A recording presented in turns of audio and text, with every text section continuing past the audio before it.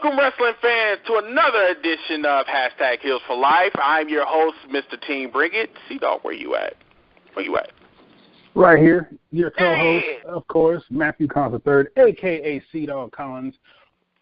I would name drop my tag team, but I don't want to right now because I'm just excited about our special guest. Yes. Our special guest. God, we got a special guest this evening. Oh, my God. Repo, where the fuck you at? Or Mr. Scandal. No. Hold up. We're going to do this right. We're going to do this right because we got my boy, my nemesis in the ring, the only man other than William Huckabee to literally sling me across the ring without any issue. Oh, shit. Over 6 foot, over 300 pounds, straight muscle, the Rhino himself, ladies and gentlemen, Scandalous. Ooh, I wish I could hear a clap right now to make me want to lace up my boots right now. Thank you for that, brother. Shit. If I wasn't retired. Look, if I had the opportunity to have like a sound bite, I would, but so I'm just going to give you a standing ovation in the back. Thank you. So, Scandalous, thank you so much for coming on. We've been wanting to do this for a long time. Unfortunately, Facebook Live is trash, so we couldn't get you on. But this is even better because we can all three of us is going to be talking at the same time, which is fucking awesome. I cannot wait for this show. But before we start, Manfred, let's talk about you. We know that you are a wrestler. So tell us a little bit of your background, like how did you get into wrestling, how long you been a wrestler, what you currently doing right now, how you doing it, all that good shit. Were you asking me that, or you were talking to Matt? You said Matt. Bro, who else would I be talking to right now? I'm talking to you. Okay. Well, I started at a little place called the WCW Power Plant back in the late 1990s. Oh, okay. And I got trained by the likes of one Rocky King and one Eddie Guerrero. Really? Yes, sir. Oh, okay. So when I see posts and memes and stuff, and Eddie go up, it's near and dear to my heart. So I try to shy away from it because I still shed a tear every time I think about him, to be honest with you. But, I worked. I didn't do nothing glamorous at WCW. Like a lot of guys that come in front, I didn't do anything. I learned a lot about the wrestling business. I learned more about the business than anywhere, especially when Titan bought WCW out. For people who don't know who Titan is WWE. When they bought them out, I was able to transition over there and work behind the scenes over there, and I learned valuable lessons about the wrestling business. Because I had no real interest in being in the spotlight. I had a little bit of a background. I didn't want to be on camera. Really? Yeah, I had a little bit of a... You don't take me as a person that's camera shy, especially someone that's just as outspoken as C-DAWG over there. So why you didn't want to be on the spotlight? You just wanted to wrestle? You didn't really care for the spotlight? Not because I didn't want to be. It was something I always aspired to want to have, but because I had ties to criminal things, I chose the latter. Okay. Yeah. So how long have you been? How long have you been a wrestler for? 1997. Ooh. So Yes, you've been sir. a wrestler for last 20, 30 20 years? 21 years. Yes. 21 years. Damn. So are you currently in the? He's seasoned. Yes. He a freaking veteran, seasoned veteran. So are you currently in the wrestling scene now? Like, what are you doing right now? I follow it.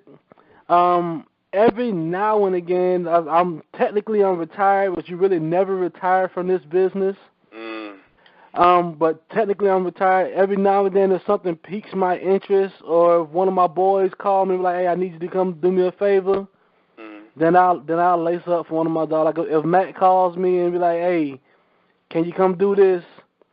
I might just snatch the boots up and come do something. You understand what I'm saying? So, for the most part, I've dialed it back. I'm heavy into my music company. Cool. And I also do behind-the-scenes work on a few independent films that we're working on for 2019. I can't disclose them because everything is in working title phase at this moment, so I can't plug anything, but bastards. Okay. Cool. Well, thank you so much for coming on the show. We definitely appreciate it.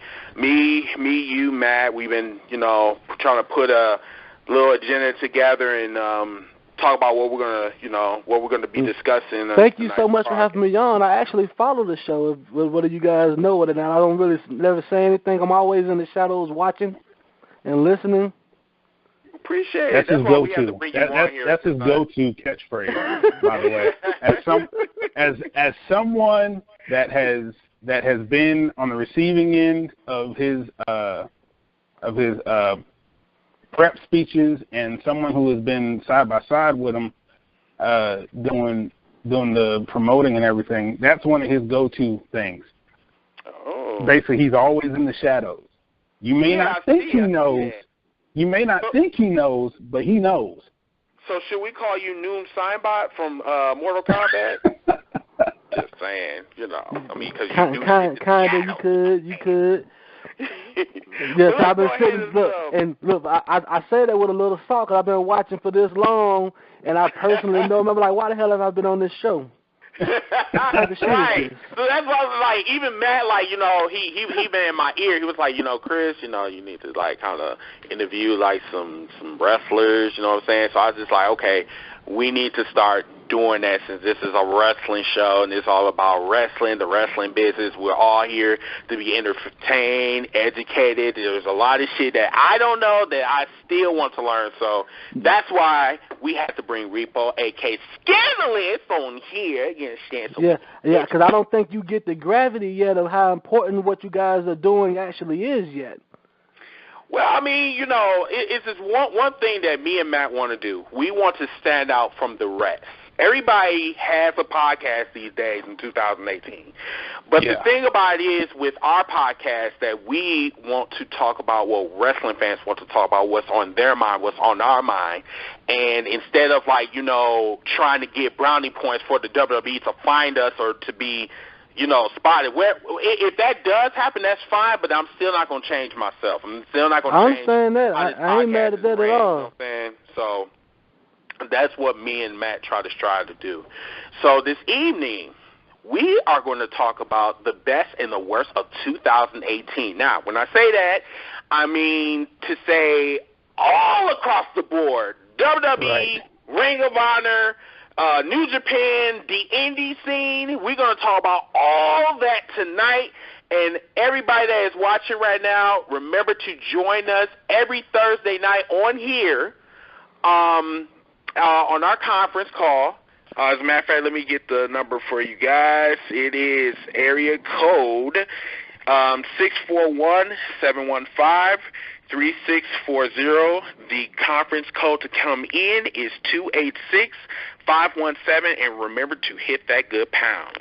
So this evening, we're going to talk about some topics that all three of us, we were trying to figure out, like, what should we talk about the most? So the first thing I want to talk about with you guys is, and the callers that are listening right now, if you have a question, you know what to do. Hit that #6, and that will put you in the queue. And then once we, break off a little bit from going to the next topic, then we'll get some of the calls from you guys. The first thing I want to talk about is Jericho joining the New Japan Wrestling Organization. So I think I know why Chris Jericho did this, because I think he got tired of the WWE. He wanted to do something different. And you know what? I applaud Chris Jericho. And on top of that, Chris Jericho reinvented himself.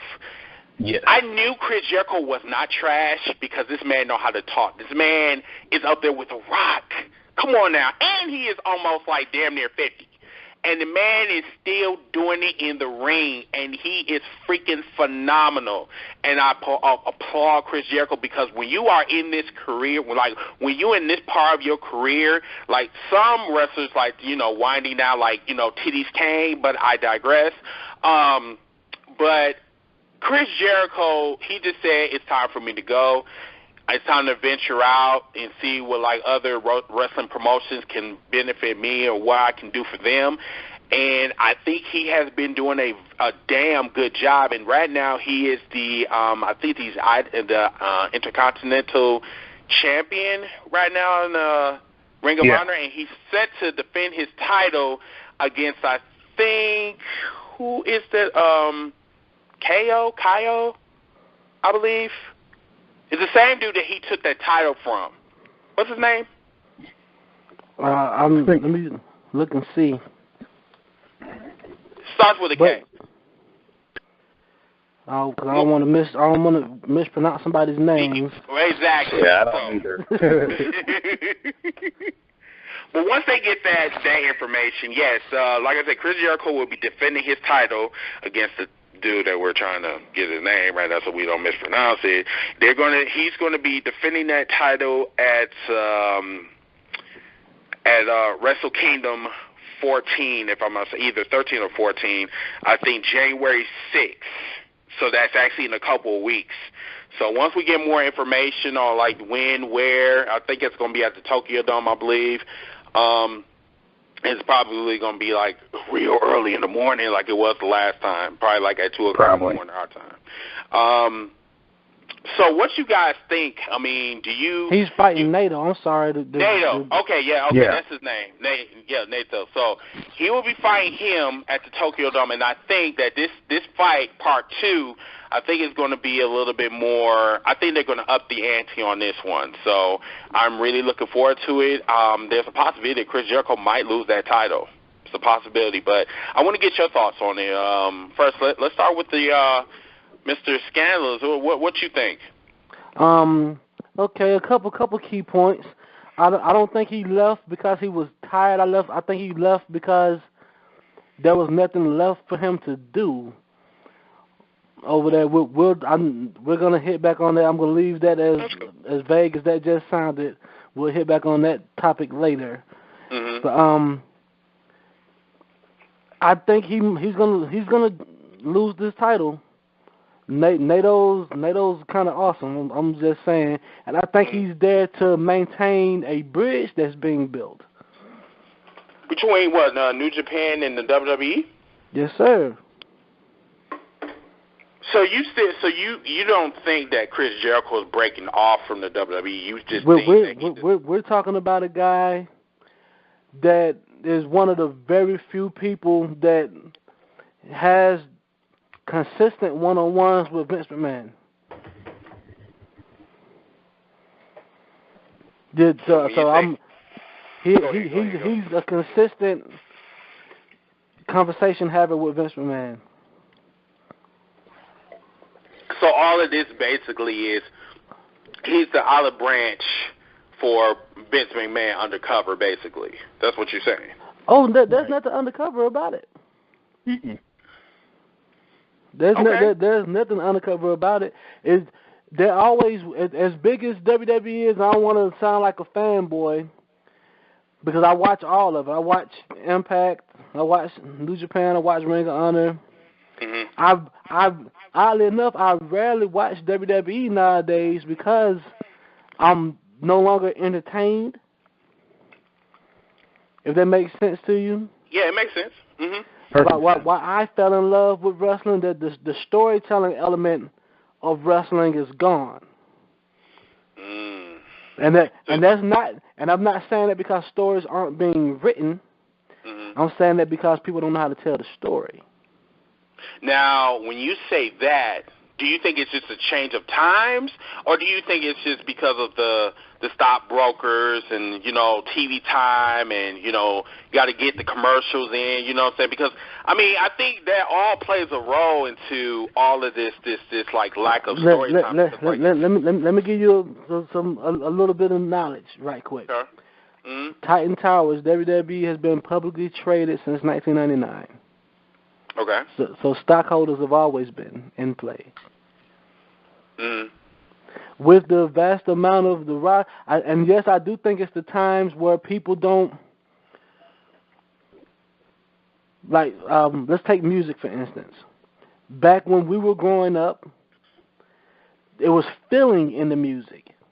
Like the people that was putting, whether it was R&B, rap, rock and roll, country, they felt their music, and that's how they drove the fans to them. Mm-hmm. If they spoke, we was on the edge of our seats. Now it's just cookie cutter.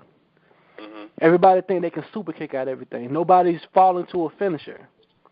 Mm-hmm. If you kicked out at one on a power bomb, there's no way in hell you kicking. I believe in that you fell to a super kick.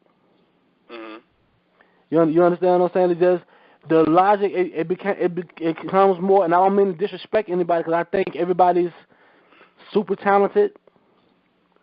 Because it takes a lot, and they're my brothers and sisters in arms. Don't get me wrong. It takes a lot to get inside the ring. Mm-hmm. It takes a lot of physicality. Today, what I'm speaking to, I'm just saying, in lieu of people being able to tell stories, they just added more moves. Right. And what drew the fans in, what kept the fans engaged, was never about the moves.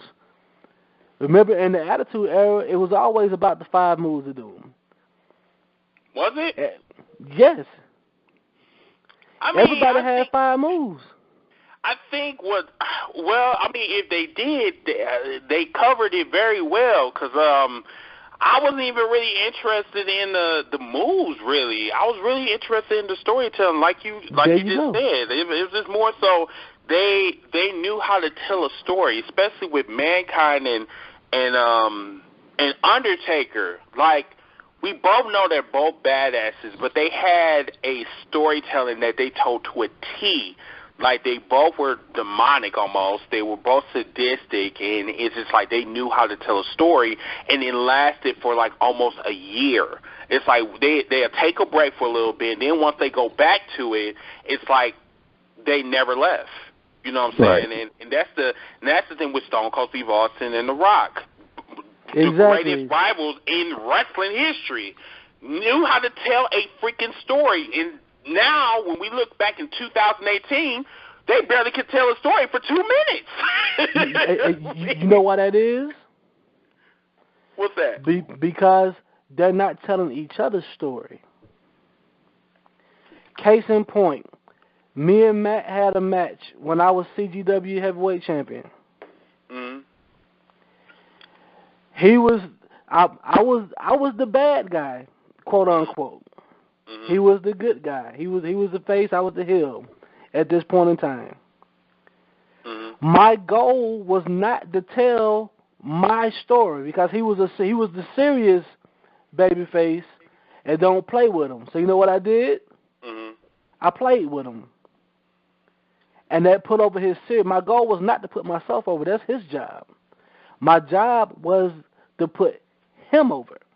Mm-hmm. Win, lose, or draw, my goal was to put emphasis on the stuff that he did. So when he got serious, I backed down a little bit. So the fans see, he the serious one.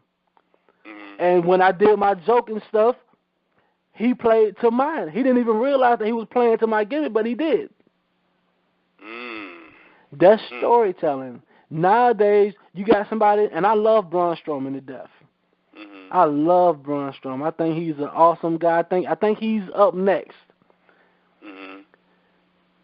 But nobody's playing to his gimmick.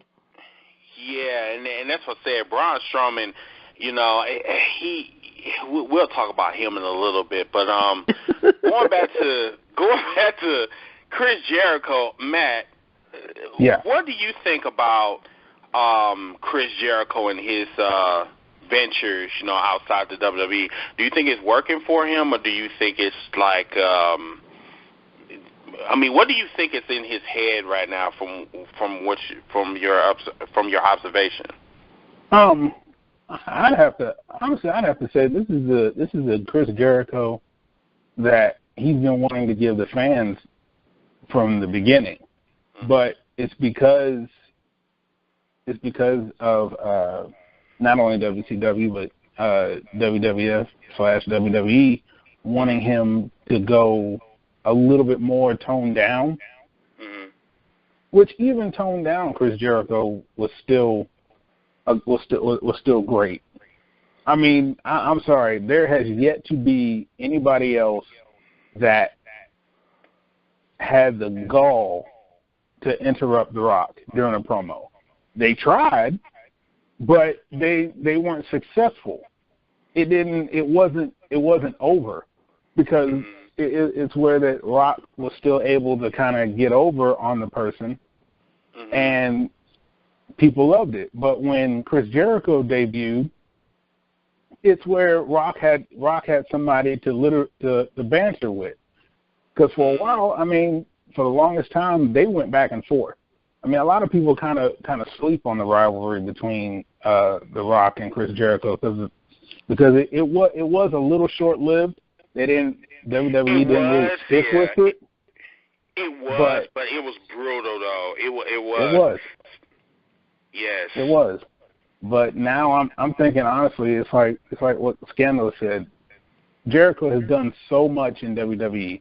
He wanted a new challenge, and to be quite honest, I honestly think he's been wanting to go back to New Japan for a while. And honestly, I think because now he has the ability to do so, that's what he's done. And yeah, he has been able to do the bridge between WWE and New Japan.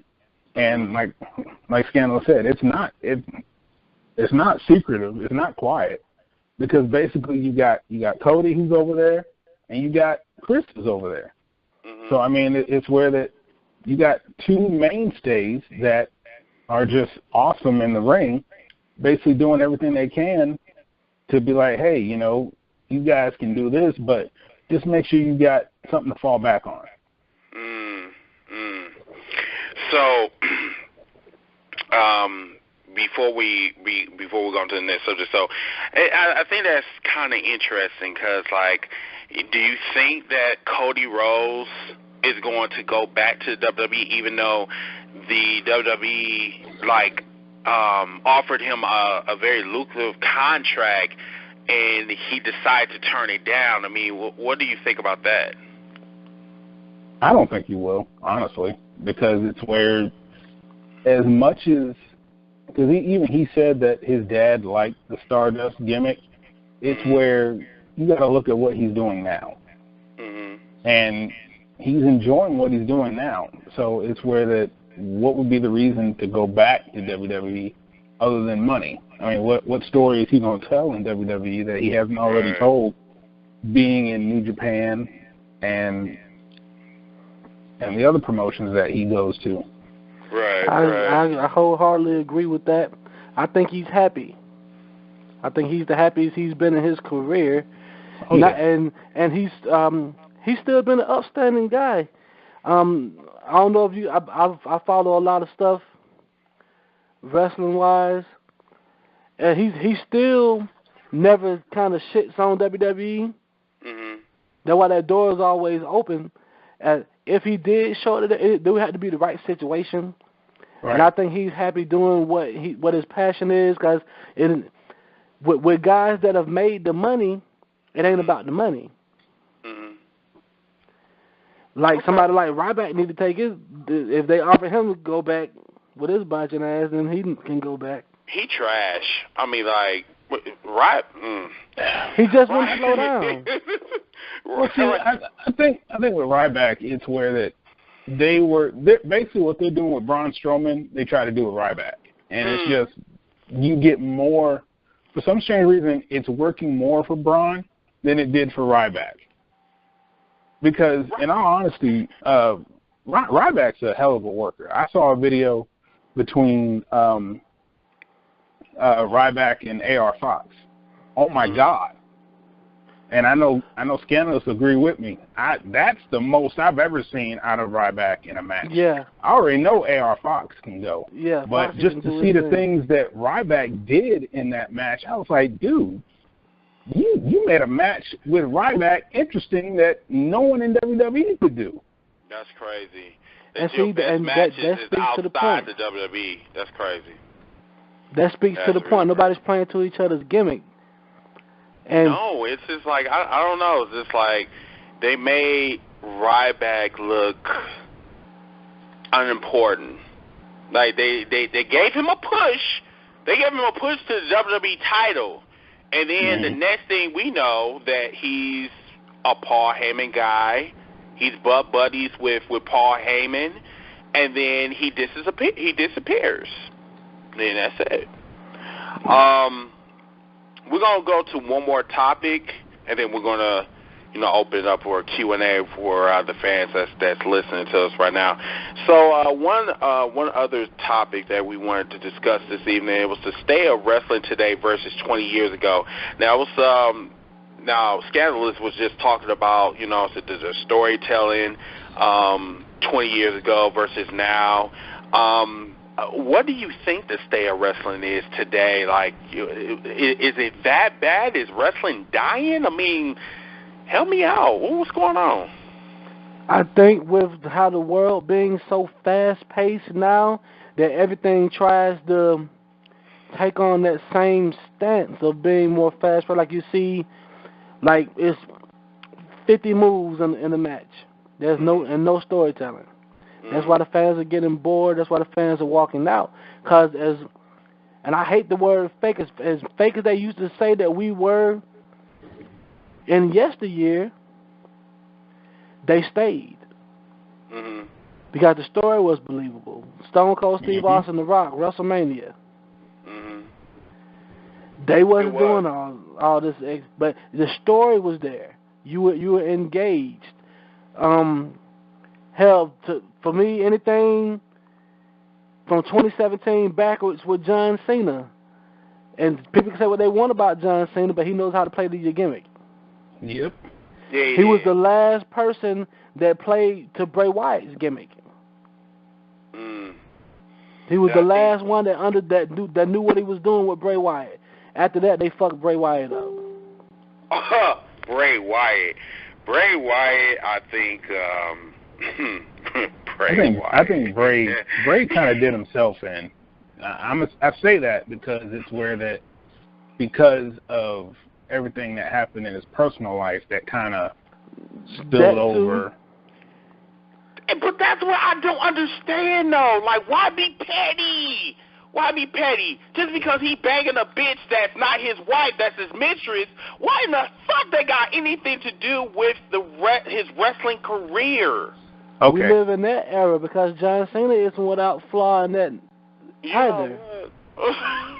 Here's the thing, because I had the same conversation with somebody. Now, when it's indie, when it's independent, you're right. They have no reason to be in your business whatsoever. They don't pay you enough to be in your business. All right, that I understand. Now, when it comes to WWE, on the other hand, you're public property. You're a property. I mean, you have an image of not only their company but what they've made you.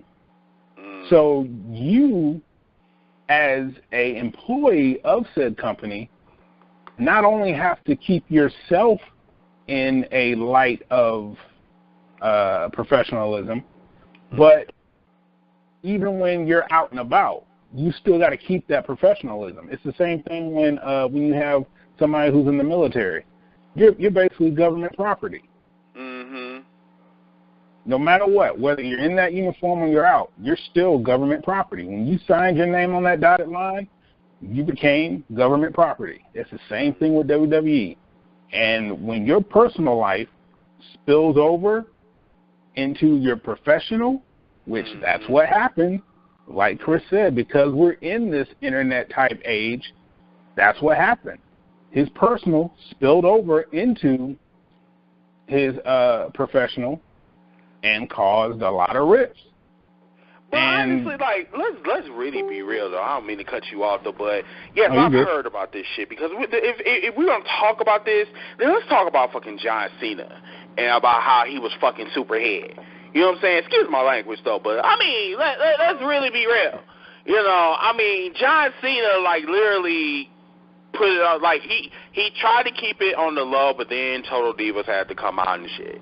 And then, you know, the whole thing with John Cena and his 50 rules of doom or whatever, and then the whole thing with the Bellas, and she talking about she wanted to be pregnant and she wanted to be with John Cena, and basically this whole image was basically a gold digger, basically, and that's why I said I think what the WWE do is they pick and choose who they fuck with, basically. Because with John Cena is the face of the company, so they're not going to fuck with him. He can basically do whatever the hell he wants. Bray Wyatt, on the other hand, he's just like, oh, well, you're not doing nothing right now. You're basically, you're just there just to be there, so we're just going to mess with you. And I don't think that that's fair. Like, if you're going to if the rules apply to everybody, then it needs to apply to everybody. It can't apply to who's the favorite of the month. You know what I'm saying? That's but why we live in the real world. Go ahead. We live in the. I agree with you, but then I wake up. Mm-hmm. That we live in the real world where that is not, those rules don't apply. Because the people consciously make a choice, because it's not like the fans didn't know what was going on with John Cena at that point in time, but they made a conscious choice. This guy dedicates 90% of his time to us. He broke the record, a record that had been held for 30 years with the Make-A-Wish. True. He's very selfless. So you got to make a choice at this point. Am I mad because he went and fuck somebody, and we gonna stop fucking with him, so he can't go fuck with the kids no more? Because when the money goes away, he gonna go away. They don't pay him to do Make-A-Wish, but when he got to do something else to take care of home, Make-A-Wish is gonna become secondary. And I get it, and I totally get it, and I agree with you as well.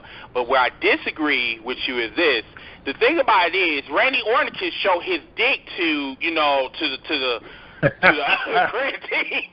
He can show his dick to the credit team, and all he get is a slap on the wrist. Bray Wyatt, on the other hand, he slips with JoJo, and now we can't see him. So that's what I'm saying. It's like that pick and choose. But he's been injured 3 different times too. Who? Bray has been Randy injured. Orton. Oh no, Bray, yeah. Bray's been injured 3 different times, and that could make up for. That could be the reason for his lack of TV time. That's true too. That's true. Because he was in a car accident. He did, I think something went wrong with his shoulder or his knees or whatever. I'm not too sure. And the minute and see what happens is a downward spiral. Because WWE, the only time they care about stuff is when the stuff is like rape and stuff like that involved, i.e. Enzo Amore. He was hot. He was hot as hell on 205 Live. As soon as that rape came off, his ass had to go now. Look, somebody like he did rape. Vince like, where you at? Hey, nigga, you fired today, right now. Like, they just said it 3 minutes ago. I should have fired you 5 minutes ago then. Yeah. Get over. Get your ass out of here. But what happens with Bray is nobody knew how to play to Bray's gimmick. This is true. And it was a very easy gimmick to follow. And then once Rowan and Harper started getting injured and stuff, cause that's why the Wyatt family broke up the first time. It wasn't because of the roster shake-up or none of that. It's because Rowan was injured. And so they ended up splitting them up, and they sent Harper on his solo run because they didn't, without them, because they were the only ones that would sell his gimmick because his opponents weren't selling his gimmick. Right. You think John Cena, Bray Wyatt brought a child out to a cage match with his feud with John Cena, and that's how John Cena lost the match. Tell me that ain't somebody playing to the gimmick. Saying he's got the whole world in his hands. Only for them to screw it up the next night. That was awesome, think by the way. I think what really went downhill is not only his loss to John Cena at Payback, but when he lost to The Undertaker, I think that was the loss that really hurt Bray Wyatt. I mean, fuck the John Cena thing. I mean, we already know that Superman, so he's untouchable. But with the thing about if he that whole gimmick of being the new face of fear, that would have been perfect. And yet they didn't give it to him. They buried him. But yet they're gonna give it to Roman Reigns. But we're gonna talk about Roman Reigns later in the show. But like I said, it's just a shame that Bray Wyatt did not live up to his full potential because of, injuries and unfortunate accidents that happened, during his personal life. Well, I don't think that was actually an accident because, he did cheat on his wife, but I digress. So, let's move on to, matter of fact, fans, callers, if you want to ask a question, the time is now. So while that's coming in, we're going to go to our next topic, which is going to be very interesting. Vince McMahon at one point in time tried to block ROH, Ring of Honor, from competing at Madison Square Garden. What type of shit was this? I think, honestly, and I've been following the WWE for a very long time, I have never seen so much. What did you say, Matt? Cop blocking? That was some bitch-ass shit right there. So y'all gonna have to explain this shit to me. What was the whole point of Vince doing this shit? Let me pose a question before Matt even answers. I'm gonna pose this question. I'm asking Matt, but you can chime in as well. Okay. Matt, answer this question to me. All right. When you were running Whitesburg, right? Yep. And you were the only person solely running Whitesburg. Let's do a hypothetical, but with a little truth involved. When you're running Whitesburg, let's say a competing federation, competing company wanted to run out of your same building. And the owner of the building, say Tina Duke, called them like they want to run it. I'm thinking about letting them run it. But this is where you built your fan base. Yeah. This is where your bread and butter is. This is where you're established. Would you have not done the same thing? I would have. You would have complimented too? Well, I would have, because, and this is something you gotta, because don't get me wrong, at one time, well, not even at one time, I understood why Vince did it, but at the same time, I was like, damn, when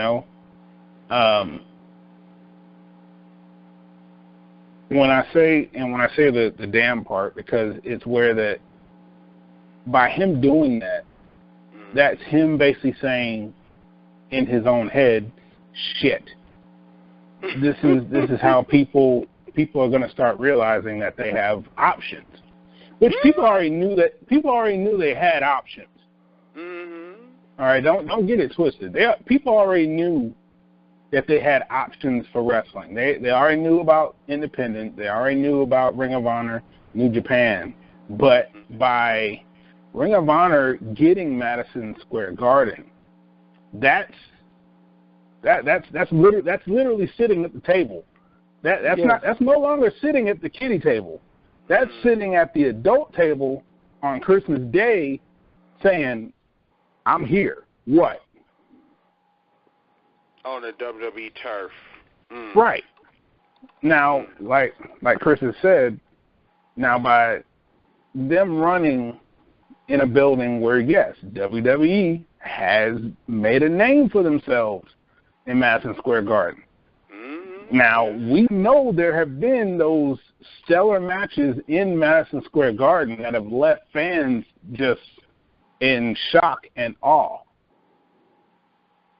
Now, what's to say that Ring of Honor goes in there and they make their own memories in Madison Square Garden? I mean, they did what in is that? Chicago and all. Exactly. All so Go ahead. So that's why I can see why Vince got nervous and did what he did.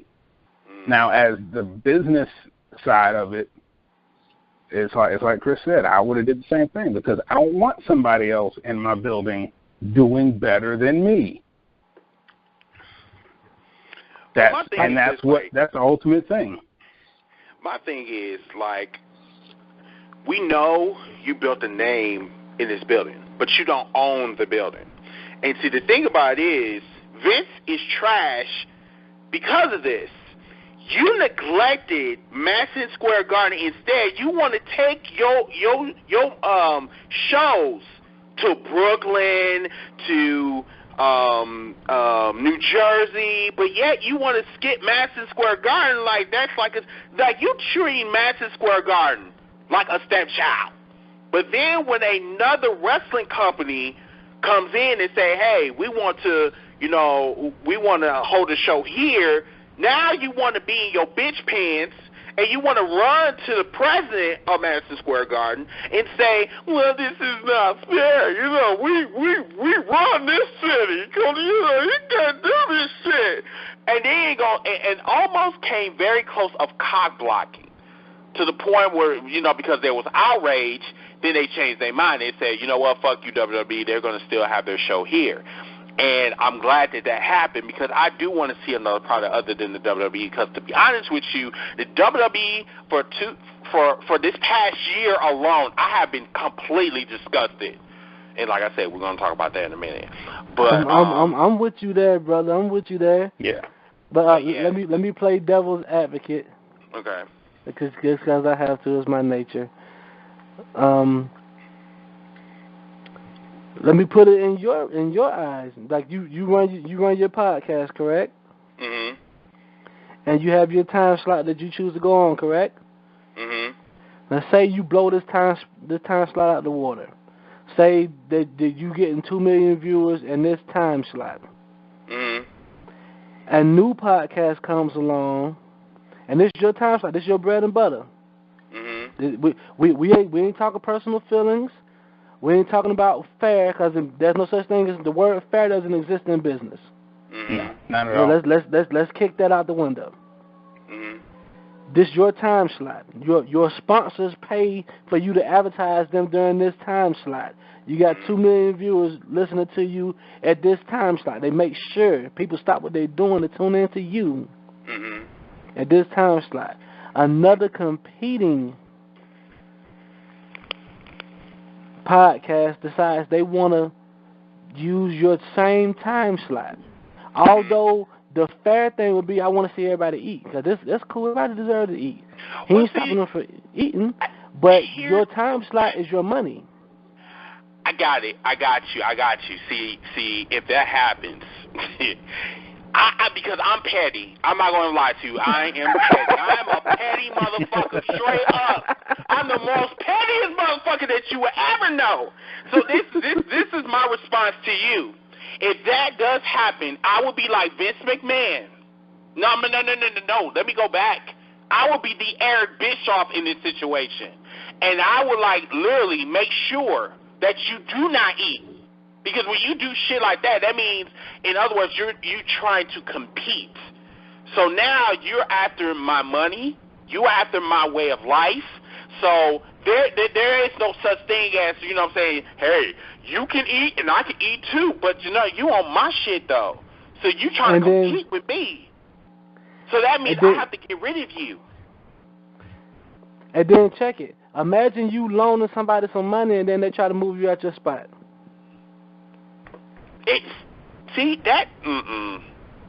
I get what you're saying, but at the same time, if this is the place that I built my company on, like one of the places I built my company on, the place I built my company on, especially WrestleMania, I would not neglect it like a stepchild. I can't say that again. I cannot neglect that because that's like literally saying that, oh, well, I know you're there, but I'm going to totally ignore you. That's only where they take the huge stuff. There's been nothing huge unless we count what's going on with the women's wrestling as of today. But there's nothing been of MSG quality. You think The respect for MSG, that's back when it was WWWWF. Back when Vince Senior ran it. That's how long when they used to run boxing out of there.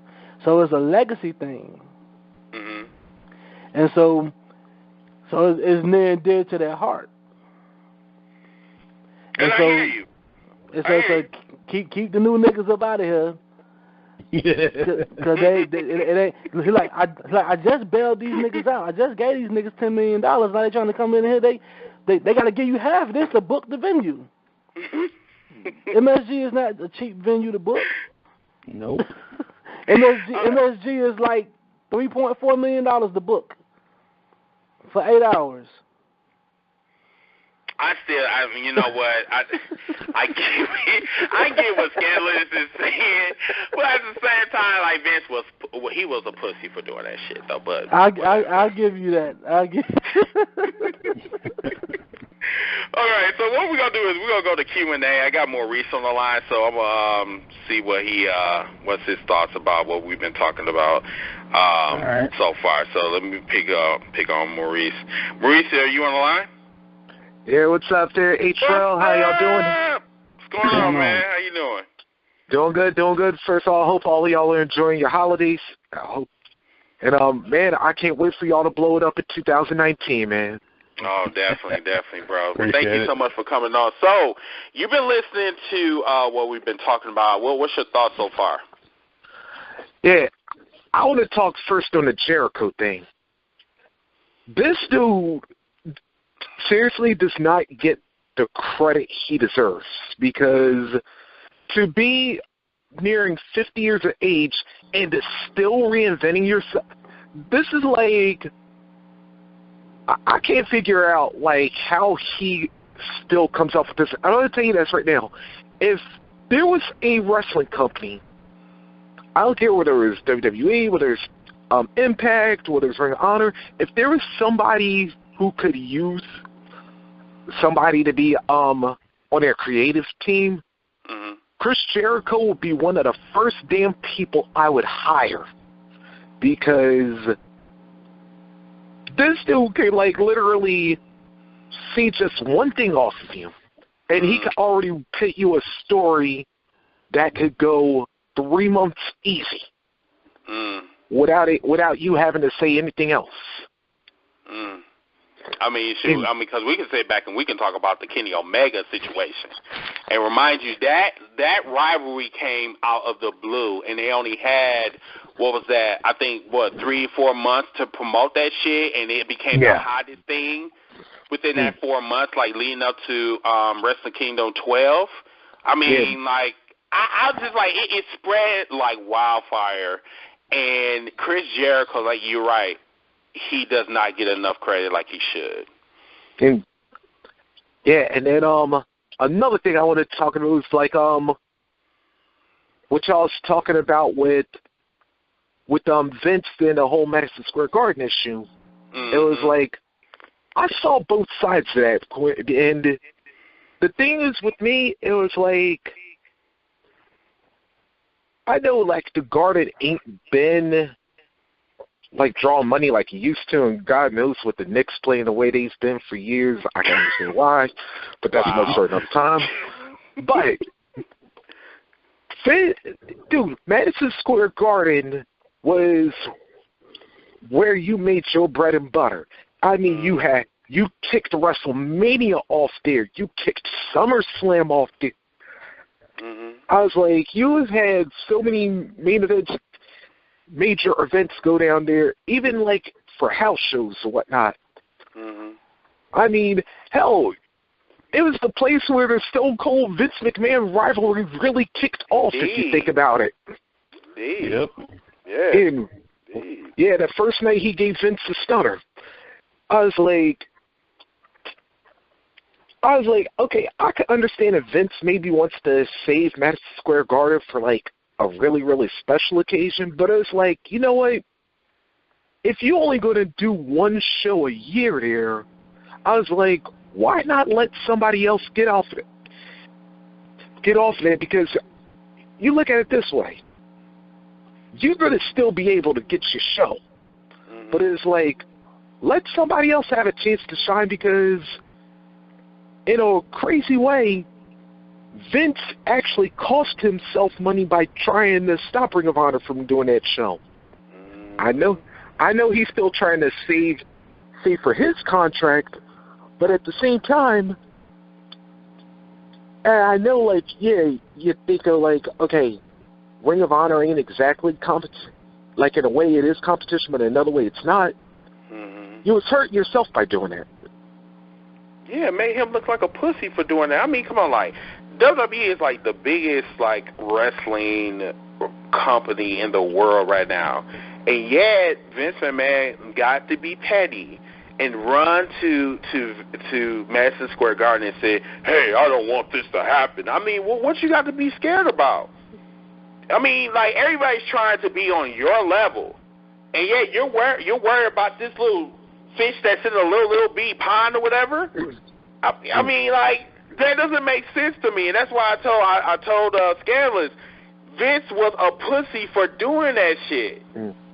He didn't need to worry about that shit. Dude is supposed to be a billionaire, a multi-billionaire CEO, and I'm like, that was just pointless for him to do that. Yeah, I agree with that wholeheartedly on that. So yeah, and then I was like, if I could go for one final point, like I think it was Rio talking about the storytelling in like wrestling now.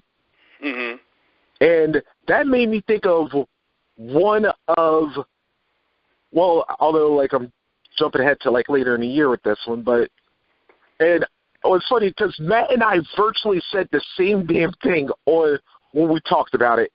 The Seth Rollins, or excuse me, the Dean Ambrose turning on Seth Rollins incident on Raw. I was like, sometimes you want to know what's the best stories in wrestling? It's the one where you don't script it and you let the wrestlers do it on the fly.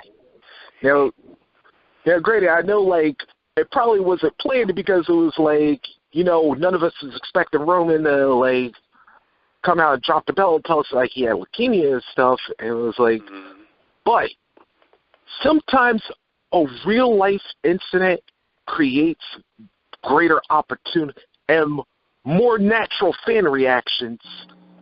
And I remember, and Matt, I remember when you said, I was like, damn it, like, we was both on the same point. When Dean turned on him that night, you had a gold mine. You had a gold mine because we all know that if WWE would have done this the way they would have planned it, it would not have worked at all. And sadly, it still isn't because Dean really ain't been getting that heat like he has been. No, and the crazy thing is, like, I don't know about everybody else that's listening or that's on the podcast right now, but I'm sorry, that whole rivalry was a huge disappointment. It really was. It was a big disappointment, and you know, I felt that Seth Rollins was trying to get in it, but Dean Ambrose is just like his heart was just not there, and I don't know why. But also we're gonna talk about that as well. But Maurice, thank you so much for your comments. We'll get back to you sometime in the show. Okay. All right, man. All right, brother. All right. So once again, everybody, if you do want to. If you have a question anytime during the show, just hit that *6. You go in the queue. All right, let's go on to our next subject.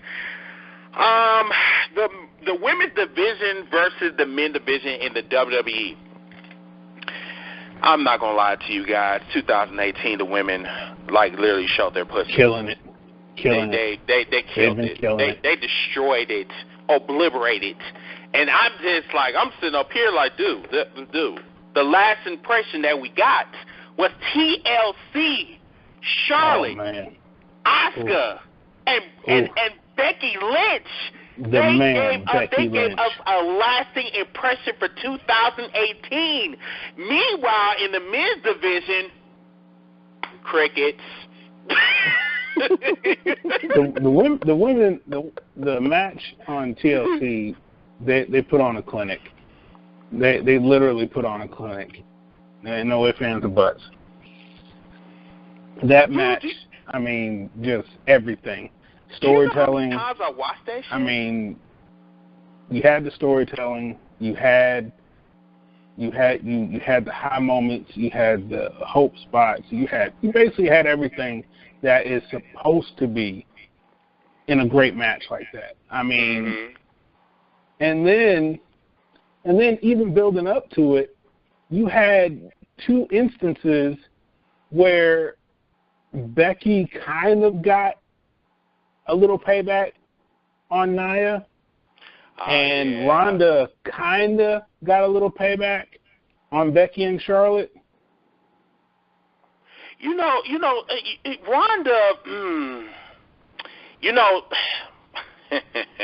4 months ago, Matt literally was throwing shade at me, but he does not want to admit it on here. But he was literally throwing shade on me because I was one of them people that said, Ronda's trash. But, Matt over here, Mr. C-DAWG over here, he was just like, you know what, I'm tired of these wrestling fans up there bitching and moaning and shit. They need to give the bitch a chance. So I'm sitting up here. I'm just like, because I'm an impatient wrestling fan. I'm not going to lie to you. I will sit here and I'll admit it on this program that I'm a very impatient wrestling fan and I want shit now. But sometimes Matt had to remind me that sometimes it doesn't work that way. It's a process. You know what I'm saying? Now, after, Ronda's debut at WrestleMania, Ronda did get better. But that's still not going to tell me that she is the baddest bitch on the block after being there for 2 months and then you won the women's championship. That's bullshit. That's like basically. I will admit Beyonce. that was rushed. That was rushed. That was basically saying that Beyonce bought her Grammy. But whatever. We ain't gonna talk about that right now. But I still think that Ronda has a lot of promise going into 2019. She has improved. She has improved in her wrestling ability. She has improved in her wrestling. It has gotten better.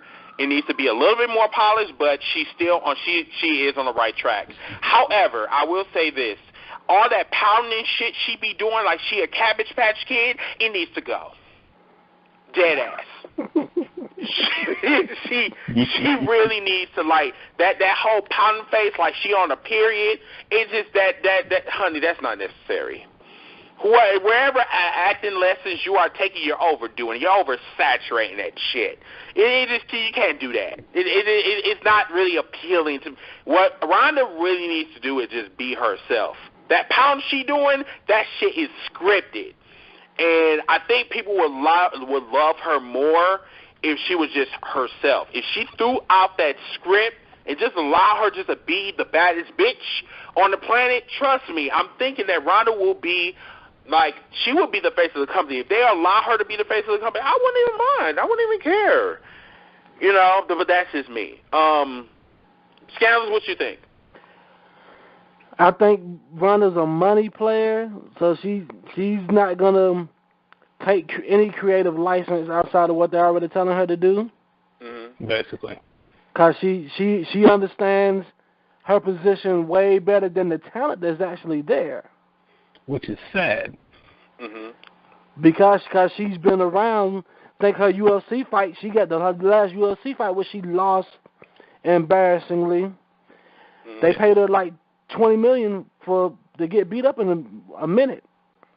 You understand what I'm saying? So she understands, and she did that just to leave, pretty much. She ain't getting no real offense in that match.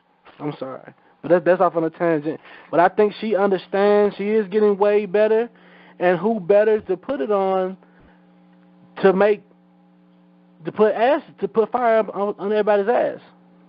Mm-hmm. Who are they going to give it to that could make it? That could bring validity to it. Mm-hmm. Cause say what you want about her, she still was the first ever UFC bantamweight champion. Yep, sure. And she's in WWE, and that's what the fans are banking on. But we in this era now where the fans want the give it to me now, give it me to where I want it, but you're not even realizing what you're actually watching. Right. They've made, and as the women's evolution has been going on for years. Before there was a Charlotte, a Bailey, a Becky Lynch, or any of them. It's been going on. It's been going on slow. Been a slow burn. That's why it looks like it looks now, because it's a well-oiled machine. It looks way better than the guys because they really want. They are as hungry as the guys in the Attitude Era were, because they didn't get the chances in the Attitude Era to do the things that they're doing now. And that's why I said, look, I'm going to give the women a standing ovation. The women, they deserve a standing ovation, an air horns, an applause. They need the fucking jets flying over with the smoke. The ladies are doing their thing. Yeah, Ronda is making sure that the women's division is successful as far as numbers is concerned. Sure, they're gonna ruffle some feathers in the background. If you want to be in this position, do the work. Yep. Do the work. And little known fact, and this is off on another tangent, but it's just to give you my point of view. Do you know why they killed Asuka's push initially? Why? Because she doesn't sell merch. Well, she don't got no damn merch. She does have merch. She does. She has merch. She has merch. Where the merch at? Nobody buys it. Nobody buys it. So you don't hear about it. Advertise this shit, bro. No one advertised that shit. I went to WWEshop.com looking for my damn belt, which I got right there on my studio right now. I didn't see no damn merch. And I'll give that to you. I get 100% what you're saying, but she has merch. What I mean when I say that she doesn't sell merch is that she just focuses on the wrestling part. It's more than just the promo from the company to sell merch, because you still get a piece of that merch inside of your contract. And I understand that. So let me ask you this: whose fault is that? Is that the wrestler's fault? Or is that the company's fault? It's a mixture of both. That's a double-edged sword. I feel like it's both people's fault, because there is not enough awareness being brought to it. But the talent is always going to wear the brunt of that responsibility. True. That's true. Because it's your name and likeness, and so you should be shamelessly promoting it. Mm-hmm. Matt, your thoughts? I mean, I agree, because, and you know what? I'll give you a prime example. When I initially took time off, and I'll put it like that, when I initially took time off from wrestling, you like Chris told you, I was a babyface. And it was where I was doing a lot. Even though I was only in one location at the time, I was doing a lot. For someone who barely has had a year or so. Well, no, I was up about 2-3 years by the time I met Scandalous. And I was doing a lot. Yeah, you was. When I left, and then when I came back, I had spent time at a promotion called AWE. I did some time at UIW, and it was where I was soaking in a lot. And one of the biggest things that I learned was, with how much time I had already put in, it was time for me to have merchandise. Now, independent scene, you are your own sales pitch. You are your own salesperson. Right. If you don't have confidence in your own stuff, ain't nobody gonna buy it. I'll tell you flat out. When I first mentioned, even on my Facebook, that I had my very first T-shirt design coming out, I can't tell you how many people, not only on the post itself, but also were inboxing me like, hey, I want a shirt, I want a shirt, I want a shirt. It's like, look, I haven't even unveiled the design yet. Give me give me a chance to actually get everything out first. Mm-hmm. And the biggest reason for that was because there was a photo that was out that ended up on a trash bag. And it was a photo of me in a Marvel Punisher jersey. And that in itself was basically a sign to me that, you know what, it's time for merchandise. It's time for my own C-DAWG Collins stuff. Because this is going to be the very last time that someone takes a photo of me and then tries to make a joke of it. Mm-hmm.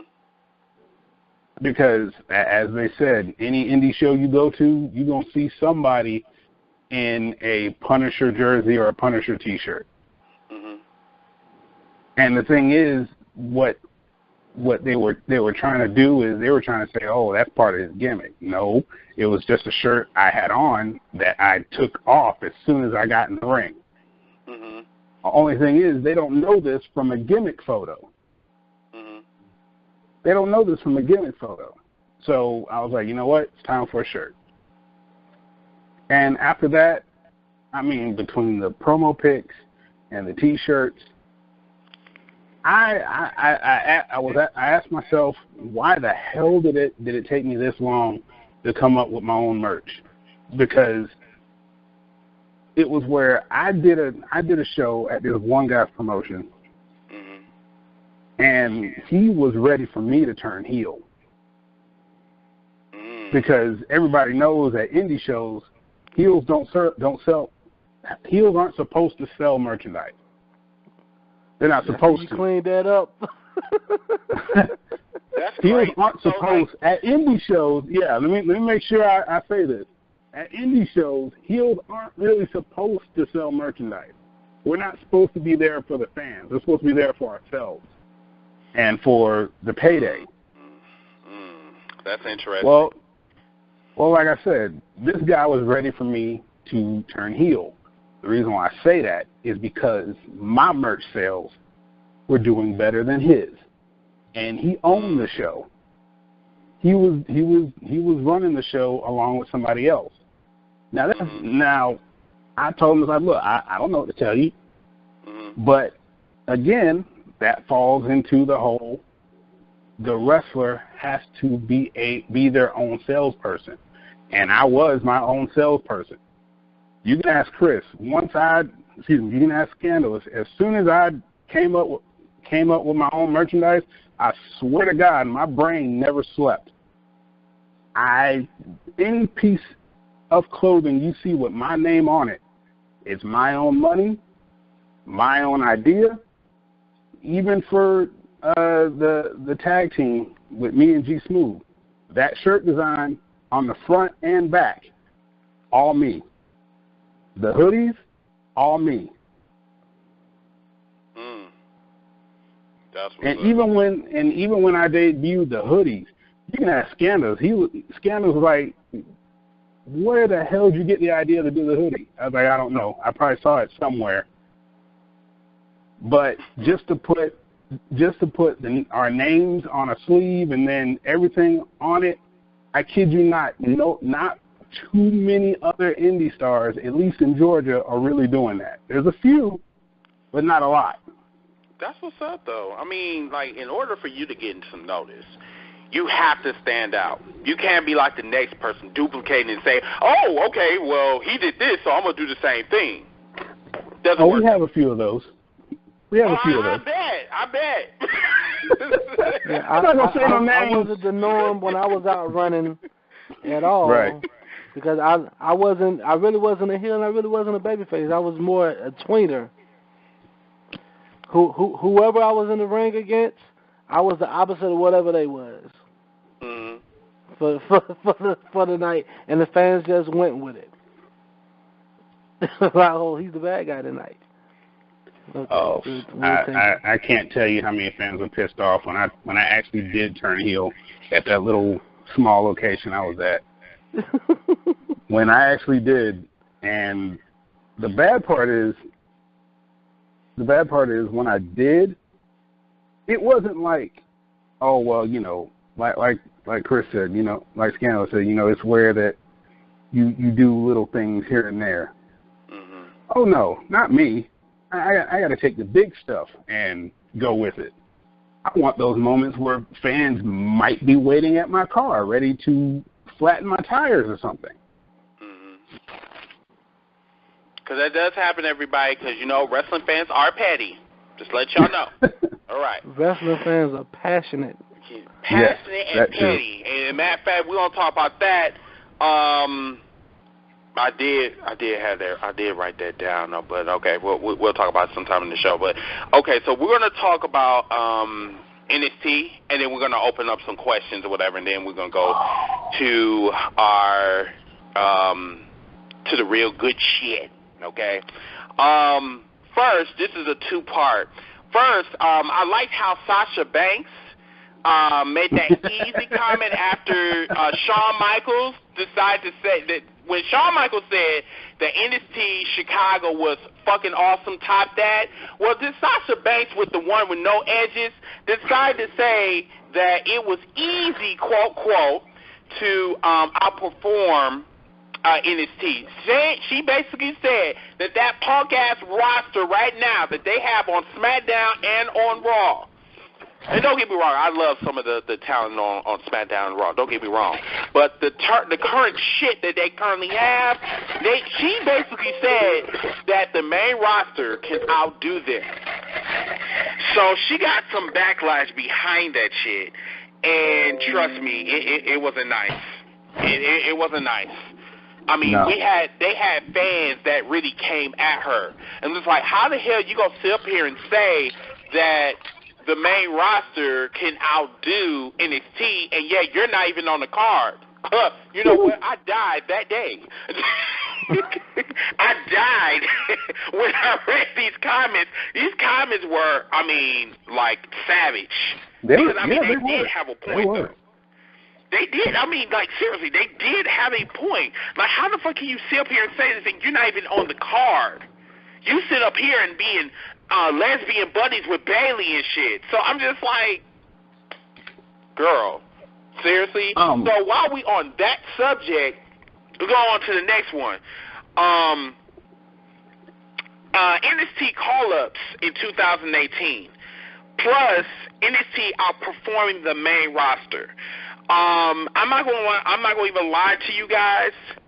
The NXT call-ups, and we have been talking about this throughout 2018. Reese, yeah. I know you can hear me. We have been talking about this shit in WCC. We have been talking about this shit in other wrestling groups, that the NXT call-ups to the main roster has been absolutely trash for 2018, to the point where it's disgusting. It literally disgusted the hell out of me. We could talk about Bobby Roode. We could talk about Asuka. We could talk about AOP. We could talk about Amber Moon. I mean, the list goes on and on and on.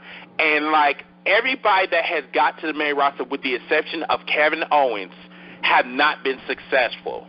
And, like I said, I go back saying that I'm a very impatient person. I'm a very impatient wrestling fan, because if I know that they are talented, then they need to be at a certain tier, not sitting back and being fed to, you know, to people that are trash, like Nia Jax. But I digress. I really want to get you guys' opinions about this, and then after we go with Scandalous and Matt, then I will get to the two callers that's in queue right now. We're going to get their opinions as well. But I want to, y'all talk to me, please. Pick which one you want us to answer first, because that's the loaded one. You can pick. I don't give a fuck. You guys gonna have to tell me what's going on with this whole NXT being buried as soon as they get to the main roster shit, and how NXT has been outperforming the main roster, and the main roster wants to throw shade on NXT for outperforming them. So Y'all go ahead. I don't care which one of y'all go. Go ahead. I'll let Scandalous be the devil's advocate of what I say, because I've said this before in locker rooms I've been in charge of. NXT is basically what happens when you give an indie show infinite money and the right writers, and you have someone in charge of it that knows what they're doing. Not saying that Vince doesn't know what he's doing. It's just we all know who's in charge of NXT, and we know why it's working.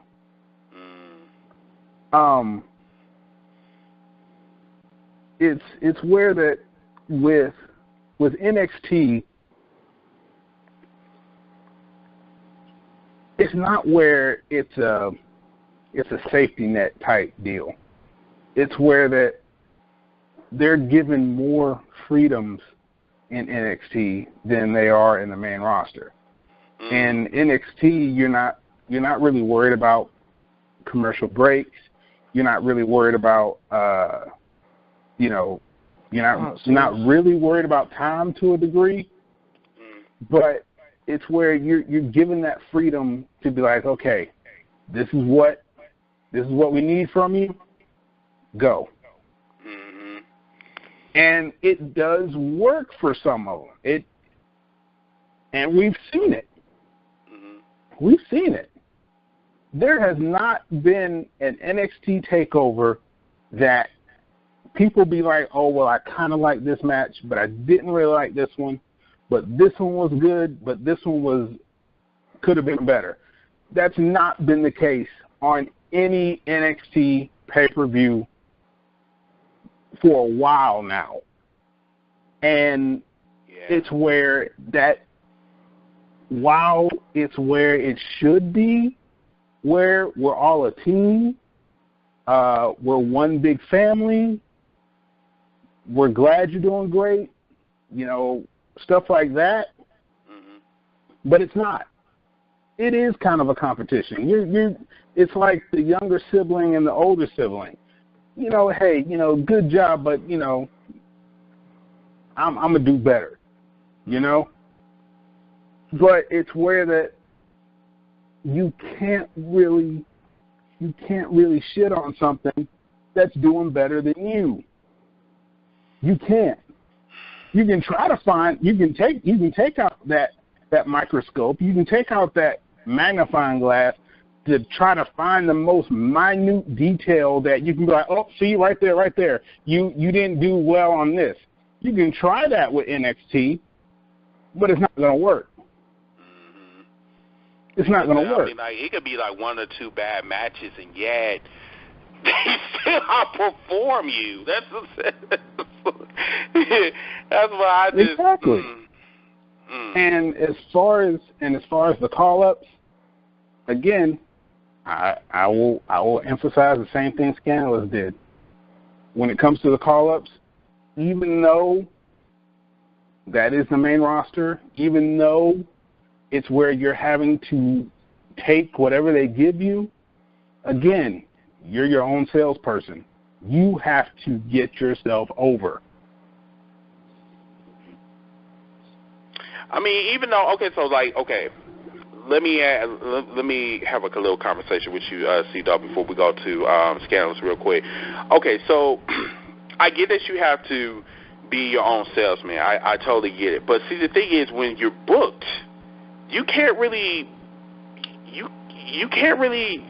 control that, because the last person that have to say so is Vince McMahon.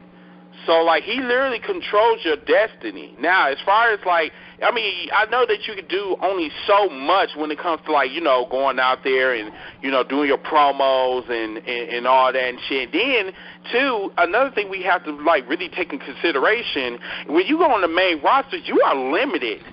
Because, say you got the TV time, the commercials, and they want short matches.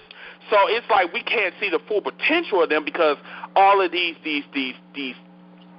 things that they have on the main roster is kind of taken away from, from them telling the story and them building up their character. You know what I'm saying? So, I mean, I don't know. It's just like some of the things is just not excusable. I'm so serious. Because NOP, I'm like, AOP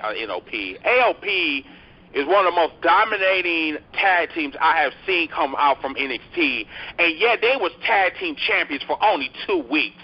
And they lost it to a bunch of Ric Flair wannabes. And that's why I was like, no. I just can't, no.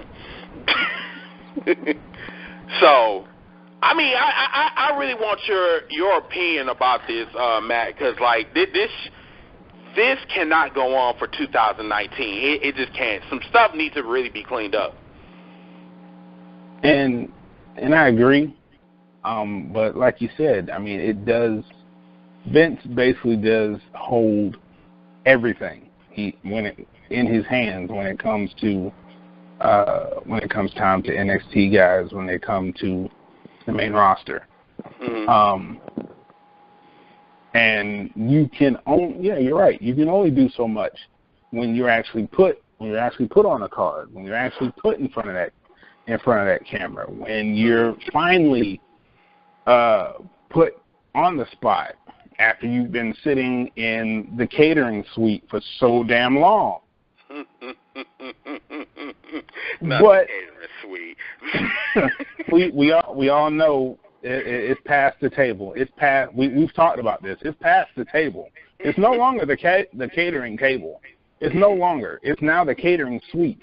Yeah.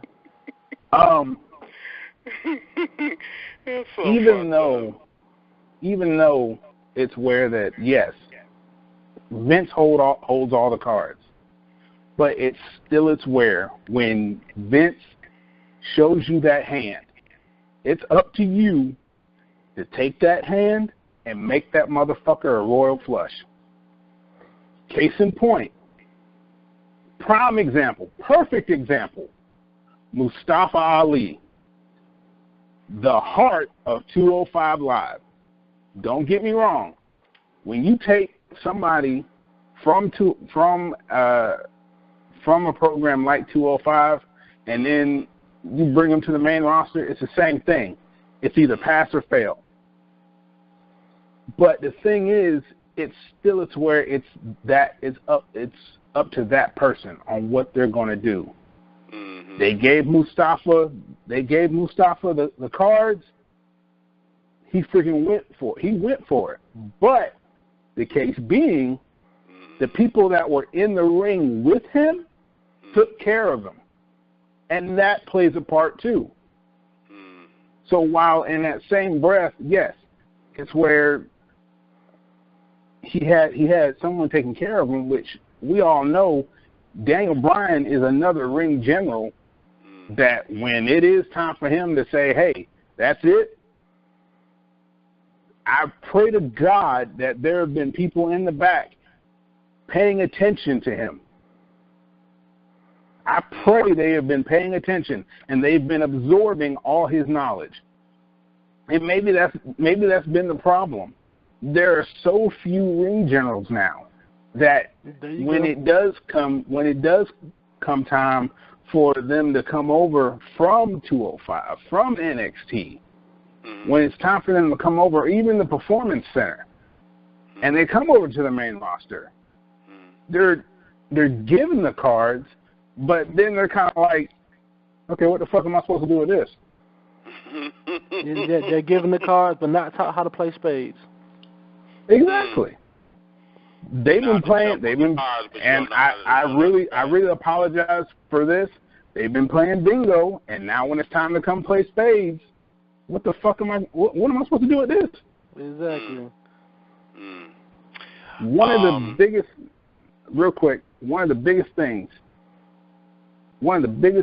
that I have heard when it comes to Eddie Guerrero, one of the biggest things, he came in early, left late, and there was no aspect of his own story that he didn't know, but also he watched and sat and watched everybody else's stuff. And if the person that was in the ring wanted some feedback, they knew exactly who to go to. That was the truth. They knew exactly who to go to. And I'll say it again, there aren't any more ring generals around. Not really. You have the ring generals that are helpful, but then you got the bitter motherfuckers that want to keep all that information to themselves.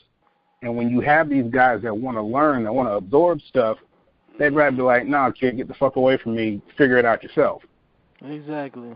Yeah, because I know how. Yeah, I've heard how the wrestling business can be. You know what I'm saying? Especially when they're jealous, they want to sabotage your career. I get it. Scandalous, your thoughts? I agree with Matt, but like he said, I'm going to play devil's advocate. But it pretty much he pretty much summed up what I'm about to say. But I'm just going to go a little in depth on it, and then we can move on if that makes sense to you. The guys aren't making it their own. Let me give you a prime example. Somebody that made something they hated their own. Cody Rhodes, Stardust. Stardust got more over than Goldust. Really? In a shorter period of time. Yes, Stardust sold more merch than Goldust. And he was in a lot more mentions than Goldust. And think how long Dustin had been doing the Goldust gimmick. But Dustin is Goldust. He plays that gimmick till his fucking teeth fall out. Don't get me wrong, but I'm just saying, a gimmick that Cody hated, he embraced it, became it, and it made him money. Not just money in his bank account. It made him money to the company. That's why the door's still open for him to always come back. He ain't even got to come back as Stardust. He can come back as the Cody Rhodes he is now. But he's doing his own thing. But the guys are not making it their own. Guys, the guys like the John Cena's don't exist no more. Like, and there's a lot of guys I got high hopes for. Me and my wife sit and watch guys like Finn, and Finn's dope. His whole entrance and everything. My 3-year-old does Finn Balor's entrance. Whose? Finn Balor's entrance. When the beat drops and the choir does the hard with the lights and he put his arms up, my 3-year-old does that with him. But they don't play. They only play to their gimmick for the entrance. Nobody's afraid of the demon. Nobody makes mention of the demon. They mock the demon. Nobody embraces the fact that Braun Strowman was a world's strongest man contender, and that he can literally do some of the things they camera fix for him on WWE. Nobody plays to that. You understand what I'm saying? Nobody plays to the fact that Bobby Lashley is more militant than he shows himself to be on television. Wait, say it again? He's more militant. That's Sergeant Bobby Lashley that we're looking at. The Bobby Lashley for Impact should have came back to WWE, not this one. I don't know. To be honest with you, bro, I do not know who is Bob, Bend Over Boy. I do not know who in the fuck this Bobby Lashley is. Because I've never seen this is the shit that I was talking about. I do not know where this Bobby Lashley version came in, but he needs to go back to where he came. They're not embracing their gimmick. Nobody's embracing the gimmick. Brock embraced his gimmick. Yep. Because Brock Lesnar is goofy as shit in real life. You said Bobby Lashley is actually goofy? No, I said Brock Lesnar is goofy as shit in real life. Really? Yes. I can't tell shit. Just because he's doing his job. And he's good at it. Wow. Brock Lesnar, Goofy. That's wow. I mean, he must be doing a hell of a job because I've never seen him like Goofy. I've never seen they never show camera outtakes with Brock Lesnar. It's rare that you'll catch him on some stuff, but there's a few things on YouTube you'll see him at his goofiest. But yeah, Brock Lesnar is Goofy. I saw one video where he made, no lie, what did he call it? I guess he called it a redneck fruit salad. Yeah. He had fruit tossed up in the air and he shot at it. And I was like, wait a minute, is he really doing this? So I mean, yeah, I can agree with what Scandalous said. I mean, and think when Booker T came back, he really was King Booker. He is trash. Oh my God. Not Booker T. Don't do that. Don't do that to the book. Don't do that. I'm sorry.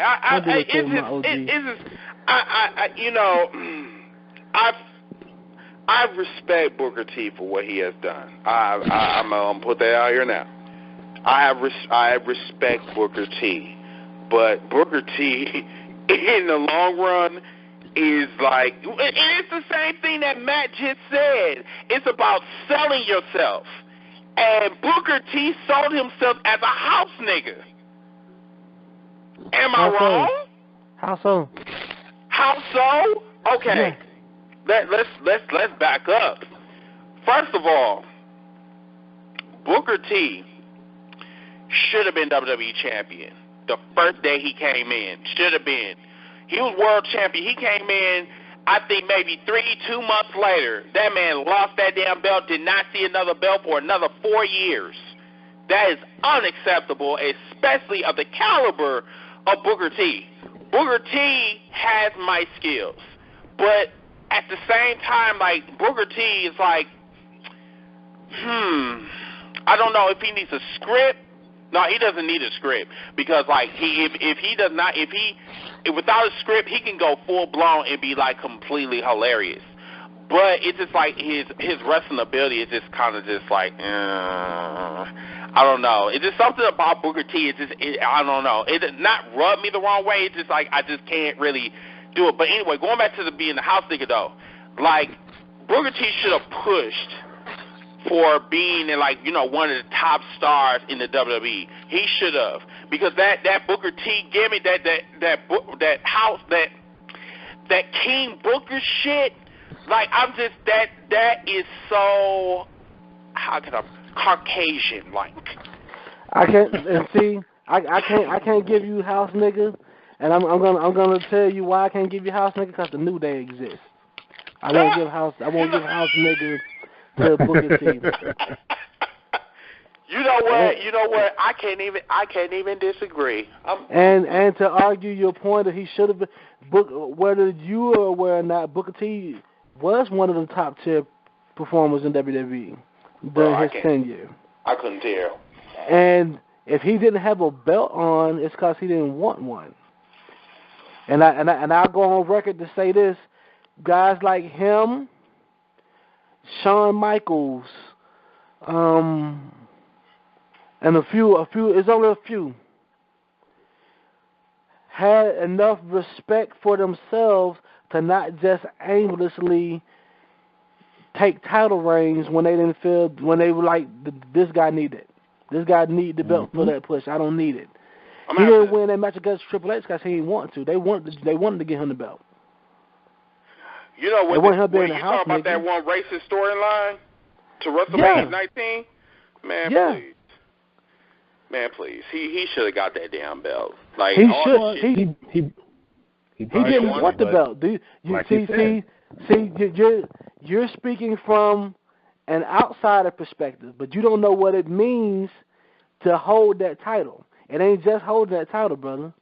Mark Henry turned down the World Heavyweight title a lot. 7 different times. Mark Henry is like an enigma to me, though. But we'll go back to Mark Henry in a second. But let's talk about Booker T real quick. Yeah, he turned down. It takes a lot to be champion. You lose a lot more days of your life when you become champion. Really? Yes. So look at how many times Stone Cold said that if you do not want to be WWE champion, if you do not want to be the best, then why in the fuck are you there? I love Steve, but I gotta say it because nobody else will say it because everybody too big of fans. That's bitter shit. You said bitter? That's bitter. There's somebody that's that bitter. Being bitter. That's somebody that's bitter. Cause the times when he wanted the belt, they didn't want to give it to him. You're going to have to elaborate on this shit. Because, I mean, this is some good shit right here. Like, okay, so you telling me that Stone Cold never really wanted the belt? No, I'm saying he wanted the belt more times than he had it. So they wouldn't give it to him. And his outlook on it is, if you're not in there to be, I get his point. Mm-hmm. But it's very hard, and I know his listeners listening, but the veil been down a long time ago with people breaking the fucking veil, so I'm going to say it. It's hard to say that statement and it really sink itself in cement when it is damn, I've been wrestling too long. I don't want to. When the outcome is predetermined. You understand what I'm saying? So the goal is not to go out there and win or lose. The goal is to come out there and entertain. Yes, we do put our bodies on the line. Mm-hmm. Yes, we are. Some of us actually hit each other. Matt done popped me a couple times. I done popped Matt a couple times. We done popped a couple people. We done some things. Mm-hmm. It's not fake. For all of you that are listening, me breaking my hand or me getting my nose busted or Matt sustaining injuries or guys actually getting injured, this shit ain't fake. It's predetermined. It's for entertainment. Because if it wasn't, nobody would ever win or lose because everybody bumping. Everybody know how to fall correctly. Mm-hmm. With the exception of Nia Jax. But okay. But I love Nia Jax to death. Don't get me. But guys that are deserving of the belt at that tier, like a Booker T, like a Hall of Famer, if he didn't get the belt, he didn't want the belt. He turned the belt down. And the fans may think he's more deserving. He might even think he's more deserving, but a good businessman knows how to look outside of themselves. You got to think also, if not for Booker T and his mindset, he'd just be repeating a cycle. He'd be repeating a stereotype that is still stuck with most African American males today. Exactly. He's the last black athlete, last black wrestler to actually have some semblance of class, not the niggerdom. He ain't Crime Time. He ain't R-Truth. He ain't, and no disrespect to them, especially to the New Day, because I know all three of those gentlemen personally. You understand what I'm saying? So shout out to Austin. That's Xavier Woods for those who don't know. But those guys perpetuate stereotypes about us. We're gonna touch up. We're gonna touch up on that on the later show. Look at him. We'll be all day with that though. But I mean, that was a very good conversation though. But yes, we're gonna have to revisit that one on another show. Let's go to our callers real quick. Let's see what their thoughts is, because we've been talking awfully a lot about that particular subject. I believe area code 774. Are you there? Hello? Hey, what's up, brother? It's Tim Hick. Hey, how you doing? Good, how you doing? I'm fine. Thanks for calling in. Okay, so you have been listening to a lot of what we've been talking about. Anything that you want to share with us? Yeah, I do agree with the one thing I'm going to back up on a little bit is the not marketing of Asuka. And I think, not marketing him, and you thinking back of a few people and a few tag teams that WWE did not market on that actually had a lot of success, and that upsets me because Asuka should have been the one. She knows she doesn't own, she don't do her own merchandise when she comes out and stuff like that because of her gimmick and wearing the mask and stuff like that. But my question is, why didn't the WWE they do the replica mask to sell to people for them to buy? You know what I'm saying? Because it's stuff like that. She wears a different mask when she comes out to different shows all the time. The one thing I was brought up about the not marketing, and it was a tag team that people forget about, and you just showed them the other night on the watch party. They never marketed London and Kendrick at all. They showed it. What? And that was a very good tag team. That was an underrated tag team at that. That was a great tag team. Yes. Oh wow, dude, you brought me back. Oh shit. Yeah, you know what? You are absolutely right. They never got marketed. And dude, they were tag team champions for a good year. Over a year and a half, they were tag champions. Yep. Yeah, and fighting good tag teams. Never ever talked about it, and they was actually one of the best tag teams in 2006. And, yeah, we do not, even any no wrestling fans, I can go into some of these groups, and they really do not talk about, Brian Kendrick and Paul Lundy. They do not talk about them. And, yes, we've seen that match last night at the watch party, and it's like, dude, they are cold. Yes, and they yet were. We do not talk about them. No, we don't, because they were not marketed. Nobody has one of those old beat-up T-shirts that had, Kendrick or, London on it or something like that. Mm-hmm. Even when they did their own little gimmicks, and they had masks on, too, for a while, and they were coming out with the little, the New Orleans mask, I call them the Mardi Gras masks that they came on, and nobody ever once marketed nothing about them. Mm. But the other thing I want to bring back to the first, because I've been listening for a while, I was just going to check in, letting you guys know I was here. That's cool. I'm going to say it. We all know that John Cena is the face of WWE. Me and you had this discussion a couple years ago about being shoved down your throat. I'm going to be honest with you. Jericho was never shoved down our throat. And Jericho, to me, is the face of wrestling, period.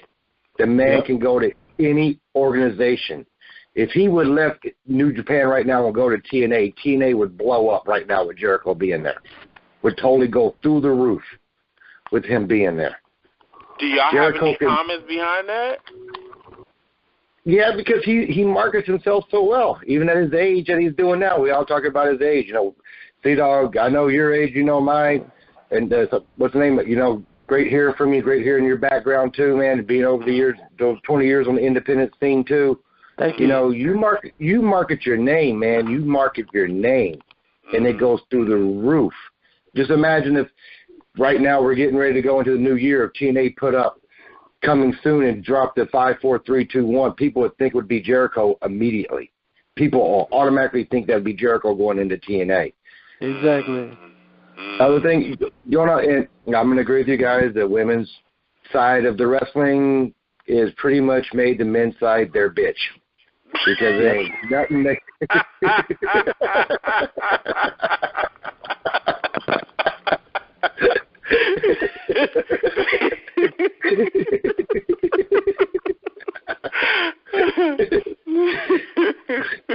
you got your women's champion. We talked about Rousey and and even with Charlotte and my girl Becky Lynch and Asuka now. Now you're talking about your champions being there, man. They're there every Monday and Tuesday night. They're there. Period. They're there. Even when Nia Jax been the punching Becky and making her get a concussion, she showed up the next night. You don't get this shit no more. Right. You're right. You're right. So that's why I said, it's wow, we were talking about the women's division, they have really impressed me in 2008, and it's like the men's division, it's just I don't know what happened. I really can't even tell, with the exception of AJ Styles and maybe Daniel Bryan. Daniel Bryan probably came in a little bit later, but I can't really actually tell you who really impressed me the most. Seth Rollins did his thing, but he came up a little bit short for me in 2018. Oh yeah, he did. He did his thing to come back and do his thing, and we all did the whole Roman Reigns thing, and we still, we all wish him the best of luck when his personal thing was going on, which is all that.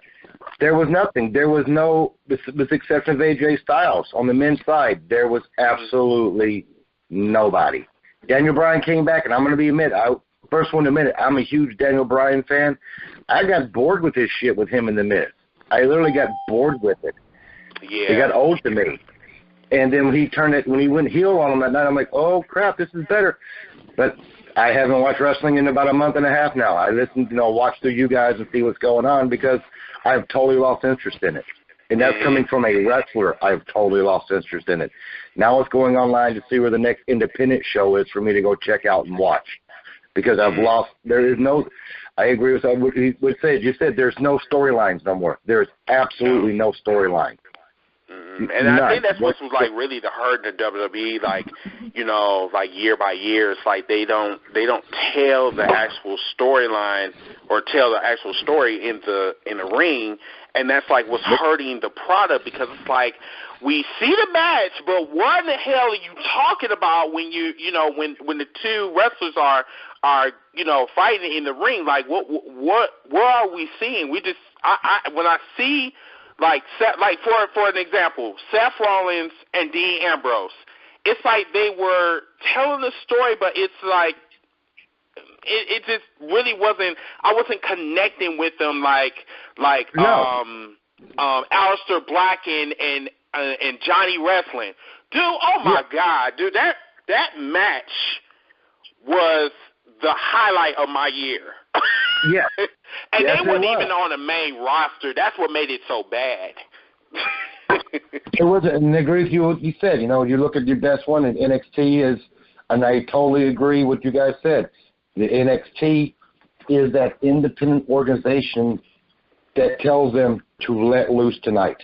And they tell them that every night, let loose. I don't care what you do, let loose and make these fans enjoy you guys. But I also got to give a little bit of credit. Everybody gives credit to Triple H Paul and his stuff down there for NXT. Man, we got to give the credit to William Regal. Yeah. This man has taught these kids, I'm not saying kids, but, he's took all these guys under his wing, guys and girls, and ran with it. And he says he fights for it. Like he fought for Asuka's undefeated streak. He thought it'd be the best thing right now going to NXT to get the people to watch the women's division. It was. And it took off. It was genius. And it took off. He was the one, that said that Enzo and Cass should have never been pushed to the main roster. They should have never been pushed. They should have stayed down there. They needed more work. And they didn't, but Triple H and Vince still have the say over it. Dissension was the same way. He turned his dominant tag team and said he did not want to let them go into a joke tag team. Yeah. They are literally just a freaking joke now. And but William Regal takes them and just says, I'm going to mold you to what you're going to find your character and you're going to run with it, and I'm going to make you run with it. And C-DAWG, in the back up a little bit, I agree with you on your thing, what you said about the Punisher T-shirt, because one time when I was going into an arena, everybody knows, you guys know I'm from the South and stuff like that. I was TM Hick, but I wasn't like from the South TM Hick, and I came out with my Rebel Flag T-shirt. The South will rise again. It was just a shirt that somebody gave me. I think my ex-wife bought it for me. I thought it was really cool, and it stuck. And people were like, "Oh, well, where's your Rebel Flag T-shirt at?" I went, "Well, what fucking Rebel Flag T-shirt are you talking about?" I got my T-shirt that just says my name on it. So yes, I do agree. Sometimes you gotta back away from what the fans want, but you gotta market yourself. If you don't market yourself, in a lot of these people's cases, it don't work for them. It don't work for them at all.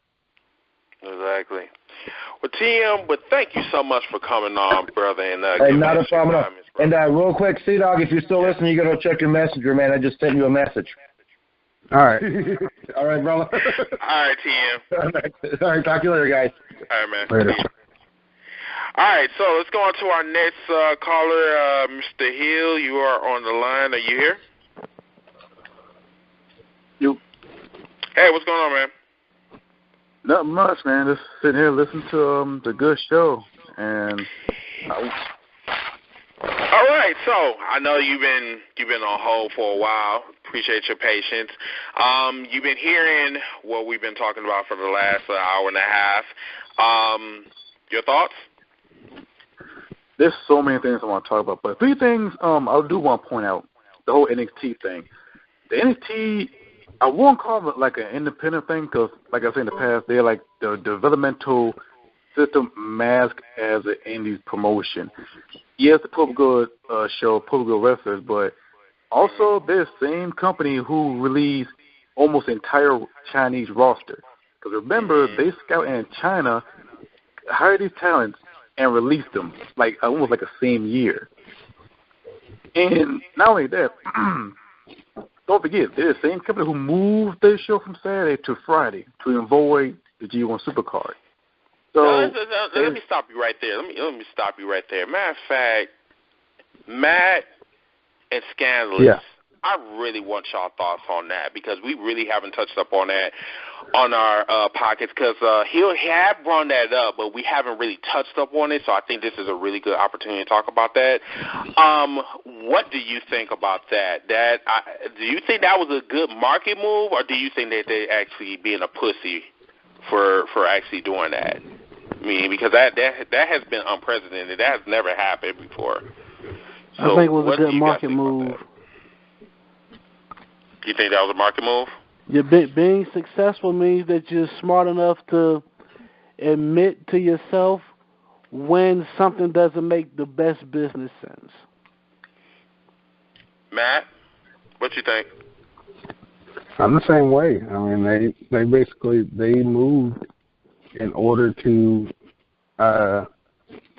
compete, you know, because it's like we've been saying. I mean, they have proven that they can hang with and outdo what's being done on the main roster. So why not move to compete with the times? But see, the thing about it is, and I'm gonna hand it back over to Hill. I think they did it on a very odd day. They did it on a Friday. Now you know, folks is gonna be probably at the bar. They're probably gonna be at work. You know what I'm saying? Like, especially on the Friday. That's why I say, like, you know, I don't get off work until like fucking 6 o'clock. That's what time it comes on. And now I got to redo my schedule because of this bullshit. Well, actually, I get off at 6 o'clock every day. So, yeah, I'm probably going to take off that weekend because I want to see all that. I want to see it from beginning to end. But I just think that the WWE and the, you know, NXT got bullied. I think they should have kept it on Saturday. If they really believed in their talent, I think they should have stayed on Saturday, regardless if G1 Supercard was going to be probably on the same night as them. That basically, I'm sorry, that would have like put it back to Monday Night Wars. I would have loved that, just to compete, just to, like, you know, fight. That's competition. That's what I want to see. But yeah, they want to put their shit on another day. Who says that G1 is competition? Huh? Who says that G1 is competition? Mm-hmm. Look, if that was the case, bro, then they would have never ever moved. That's a loaded question. You didn't get the question. Okay. Well, what was your question again? Who says how is G1 competition that G1 is NXT? actually competition? Oh, who G1's competition? No, I said who says that G1 is actually competition? I mean, I think the WWE basically said in so many words that they are competition, because why would you move your product to Friday if they wasn't competition? You will move out the way for an ally. If I know that my product is good, why the hell do I need to move it? You'll move out the way for an ally to let your ally shine. But hold on, I got this point though. Ring of Honor, I think, was on that same weekend as Money in the Bank, if I'm not mistaken. I'm not too sure. So you telling me that you will move your product a different day because the same another wrestling company is on that same weekend as you? Would you move your shit? That depends. And being able to answer that question, I'll give you a prime example. Let's say if I was running in the same territory, like say if I was running in Atlanta, and AWE, shout out to Murder One and everybody involved in AWE, if they were running on the same night, regardless of how well I'm doing, I know that they're an established show, they're an established brand, I ain't got no beef with them. I still want my money, but they got their fans too. It ain't going to hurt me to move to another day. Well, bro, your shit is on the WWE Network. But it's still a live show. It's still ticket sales. Yeah, they still, even though it is on the WWE Network, they're still in arenas. Period. They still get tickets and everything. Oh, yeah, you know what? Now to think about it, yeah, because they all in that same area. They're in New York, right. And then they in. Oh, okay. I didn't think about it, but I still think that. I'll also point this out, and Scandalous knows. We know of a promotion that runs on Fridays in Alabama every Friday. Shout out to Ace Haven, Amy Haven in Piedmont, Alabama, Pro South. Mm-hmm. A lot of people think that an indie show running on Friday doesn't do well, and I'll be the first one to tell you. The times that I've been in Pro South, they are packed. Every Friday night. Wrestling. Every Friday night, they are packed, and they put on a great show every Friday. And one of the reasons why they do well, it's an odd day for indie shows, because what other indie show do you know runs on a Friday? You don't really hear it very often. And when Dad gets off work, he want to know what's going on for Friday. Somebody want to do something on Friday. Right. And if you're the only game in town, there you go. Hill, what's your thoughts? Well, my thoughts is, like, if you believe in your own product, you should go balls to the walls with it. You just can't back out because the bigger company is coming to your way. And another part is I want to touch on after, I'm gonna come back to NXT, but the other thing I want to touch on is the women evolution and also the whole the black wrestlers. But I'm gonna talk about the women evolution. Mm-hmm. I'm glad to see the women evolution, but they kind of like a couple of years late, because let's be honest.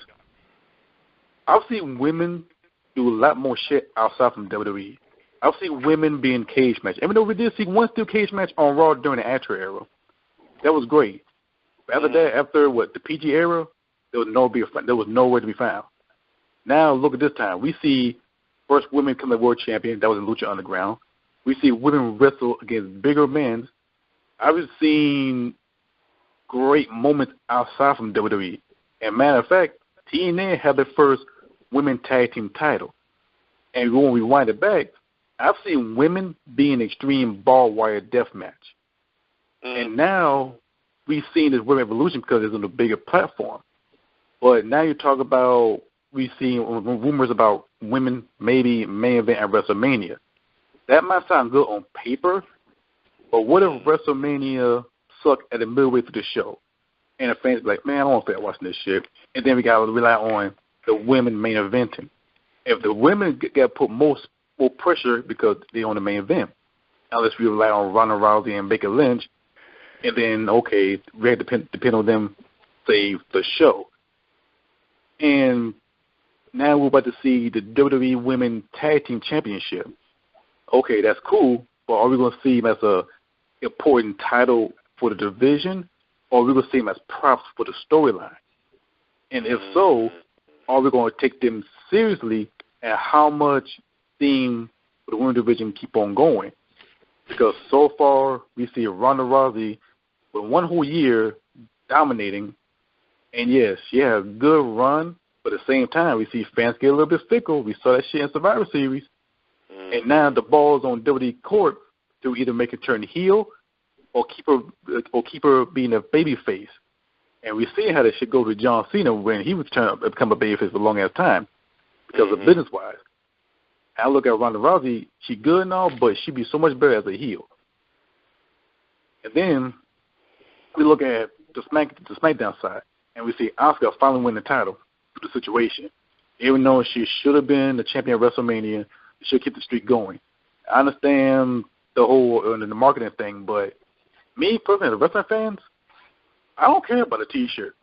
As long as I see my favorite wrestler out there doing this shit, I'm going to support that wrestler, no matter what. And to be honest, I don't want to see Charlotte and Asuka. I'd rather see Asuka versus Amber Moon because you got so much history from NXT into the main roster. And that was so easy to carry on. But I feel like WWE dropped the ball with his storyline. So now we got to think about 2019. Can the women continue keep going with the momentum? Because it only take one small mistake and the wheel fall off. So that's my take on that one. And then my last take about the black wrestlers or like the house niggas. If you think about it, we seen R-Truth acting like a coon. We see New Day shaking their ass and tossing pancake. Booker T, King Booker, that was epic. That was my opinion. But then we see Bobby Lashley showing his ass. If you think about that shit, all that shit happened in WWE. If you look at Ring of Honor, Impact Wrestling, or all other indie companies, including Combat Zone Wrestling, we see black main eventers. We see black world champions. We see black future number one contenders. And we see strong black wrestlers, men and females, treated more importantly as a pro wrestler and not as a clown more than WWE. We see more bullshit in WWE. We see more outside of indies. And that says a lot about WWE. Only in WWE. Wow. You said a handful tonight, bro.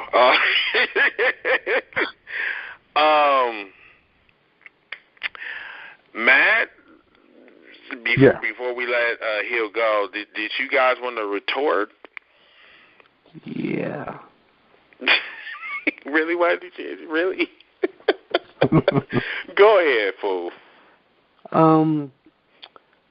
About the balls to the wall, belief is one thing, business is another. As far as, because you can believe in something, but then be smart enough to know when to move out the way because there's a freight train coming. I love dribbling this ball right here on this track. This puts me in the moment. I remember everything when I'm sitting here. I feel like I'm on the court. I feel like I'm in Madison Square Garden playing against the 1995 Chicago Bulls. Right now, I'm dribbling the ball, but it's a freight train coming. You got to move out the way. You got to be smart enough to move out the way. And that's not saying that you don't believe in yourself. It's just in business, you have to be over analytical because this is how you feed people's families.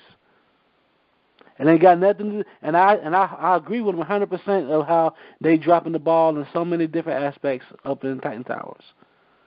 Because I watch pay-per-view. I don't watch Raw. I don't watch SmackDown because they're terrible.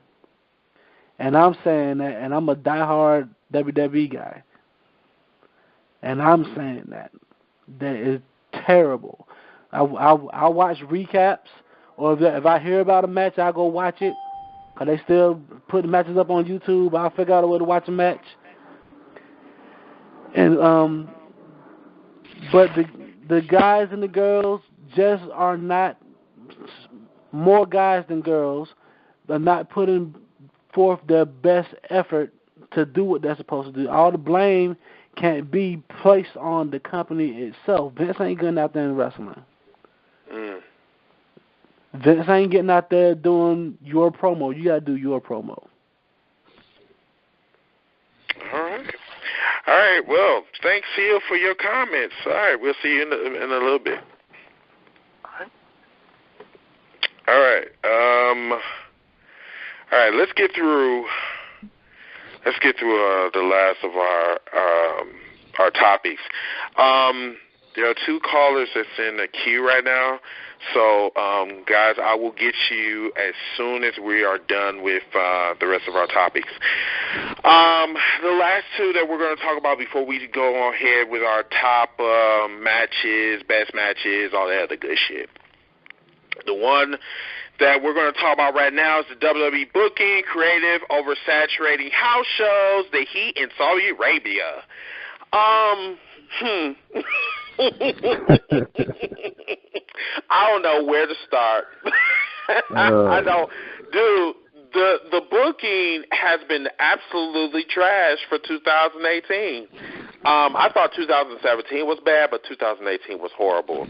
Bobby Lashley has came up a couple of times when our callers came in. As a matter of fact, Matt and Scandalus was talking about it. Bobby Lashley, I think, has been the biggest disappointment of 2018. I do not know if he came back to WWE for money. I don't know. And at this point, I don't even give a damn. His heel turn was epic, but it seems like it was pointless because it's like we're back to square one. So him showing his muscles, now he's showing his ass muscles, which I'm trying to figure out why. And this man was set to face what was that? Brock Lesnar at SummerSlam, which would have been the biggest main event in years. And yet, the man was not even on the fucking card. Now, I think that was straight disrespectful. Y'all thoughts? Yeah. Matt, you want to go first? You want me to go first? I'll let you go first. Bobby Lashley. Good old Bobby Lashley. As far as the heel turn, yes, the heel turn was epic. They don't know where to go from there because there's nobody there. In wrestling, you need somebody to help tell your story. You can't just do a monologue and expect to get over. Because it's a dance. There's nobody there that's capable of doing that particular dance to tell a heel Bobby Lashley story. So you get stuck in this conundrum that we have of him showing his ass. That's why he got stuck with a mouthpiece, because he can't really talk on a microphone like that. Or they don't feel that he's up to par to talk on the microphone, hence why he has a mouthpiece, like Brock Lesnar has a mouthpiece. But there's nobody there to tell him. Don't need a mouthpiece though, bro. It gives him more star power than he does. It gives him 100% more star power because he does. He just comes in and tosses your ass around because he can really do it in real life. Without you having to prep for it, he can really toss you. Bobby Lashley can do the same thing, but there's nobody there to tell his story. Wow. And I'm not saying that the guys aren't talented. I always got to give the disclaimer because people to take what I say out of context and like, what do you mean? There's nobody there that's going to tell his story. There's nobody there that's going to work with him to the capacity that's going to let him run as the heel that he needs to be.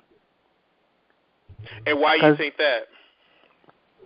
Because nobody's in the storytelling. Nobody tells stories.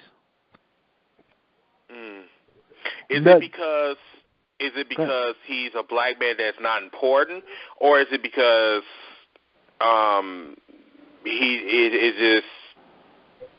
he's just there just to be there? Because I mean, dude, I'm trying to put the pieces together. It had nothing to do with his color of his skin. There's nobody there that knows how to tell stories.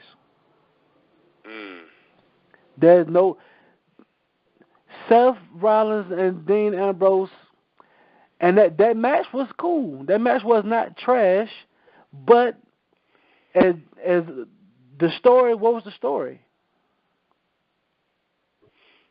I'm mad at y'all because I've been running with y'all. I think his best match was probably against Roman Reigns. I think that was like probably his best match. But you need a top tier talent. Even if people say what you want about Roman Reigns, him working with John, him working with Undertaker, him working with Triple H, put him in that stratosphere. Mm-hmm. To be a top tier talent, it's more than just being able to physically do the job. Mm-hmm. It's way more to be a top tier talent. That's why a lot of guys just are comfortable doing the moves, bumping and super kicking. That's why I see a whole lot of guys doing super kicks during matches on the indie scene and in all the federations, all of them. Yeah, because I heard that the Usos was compared to the Young Bucks. Exactly. You know, because they do a lot of super kicks, a lot. And I'm just like, ooh, that's kind of disrespect. But that's not a diss to nobody, but the ring psychology is dead. Yeah. There's no storytelling. So guys that people are interested in to see a story behind will never get that story told because there's not an antagonist or a protagonist for them. Mm-hmm. Because nobody knows how to carry. That's why Bray, aside from his personal stuff, that's why Bray Wyatt failed. Because outside of John Cena, there was nobody that could really tell the story. They tried. They had a good little story with Randy Orton for that little bit of time. Mm-hmm. But outside of that, there was nobody that could actually tell the story. Even though we got some good matches out of him and Daniel Bryan, but that storyline was trash too. Oh, wow. Yeah, can't disagree. Matt, you awfully quiet. Your thoughts? I agree with what Chris said. I mean, it's where that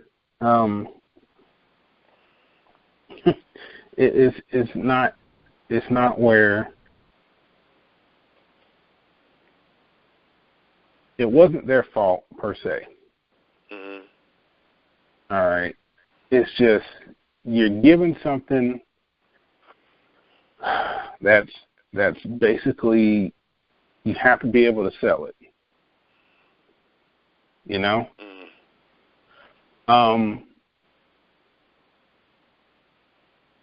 But it's where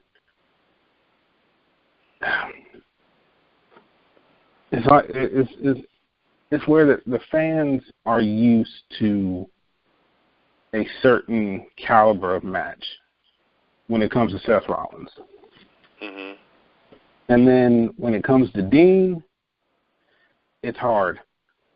Only because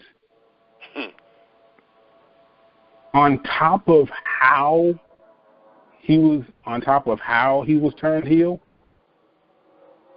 or not how, when, on top of when he was turned heel,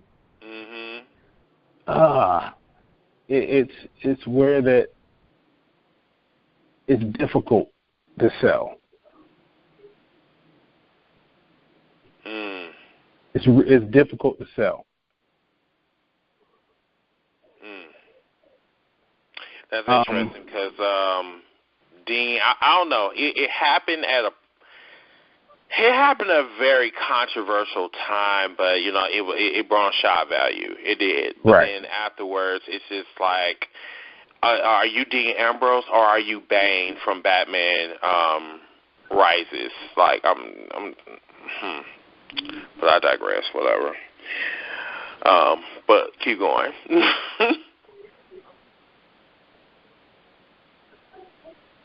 Still there, Matt? Yeah, I'm still here. Okay. Yeah, so what about, the oversaturating, like, house shows? Like, was that even necessary? See, that's the issue. That's the issue. It's like I said, it's where the catering table is no longer a table. It's a suite. And it's where because WWE is frantically, and I say it just like that, frantically pulling people, frantically trying to find superstars. I mean, it's also where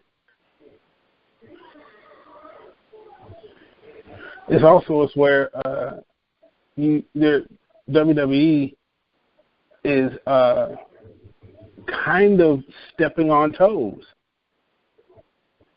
Well, no, and not even kind of. They're stepping on toes. They're what was it? There's one indie promotion. Where they have did a cease and desist order on WWE.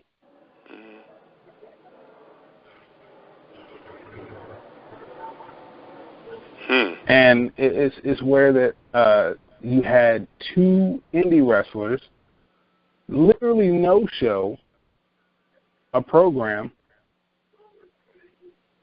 because they wanted to meet up with WWE representatives.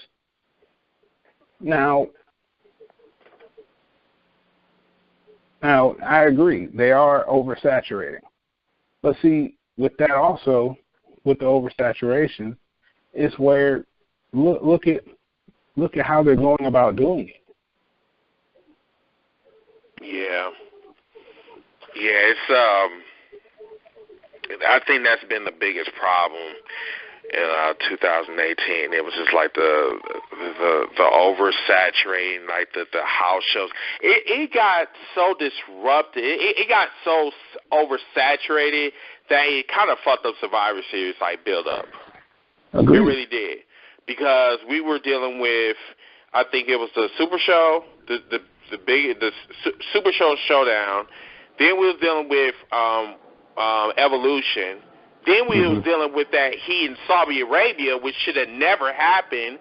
But everybody wanted to see Hulk Hogan come back. And everybody wanted to see Shawn Michaels and shit. You know what? To this day, I'm telling you, just like I told Hill, me and Hill was talking about this shit. I am not going to see Crown Jewel. Crown Jewel is a very disgusting pay-per-view. And I just do. They probably did good on that house show. That's what I'm gonna call it. It's a house show. They probably did good, but I don't want to watch it. You know what I'm saying? I just didn't really care for watching that show. But let me see. Hold on a second. Let me just go back.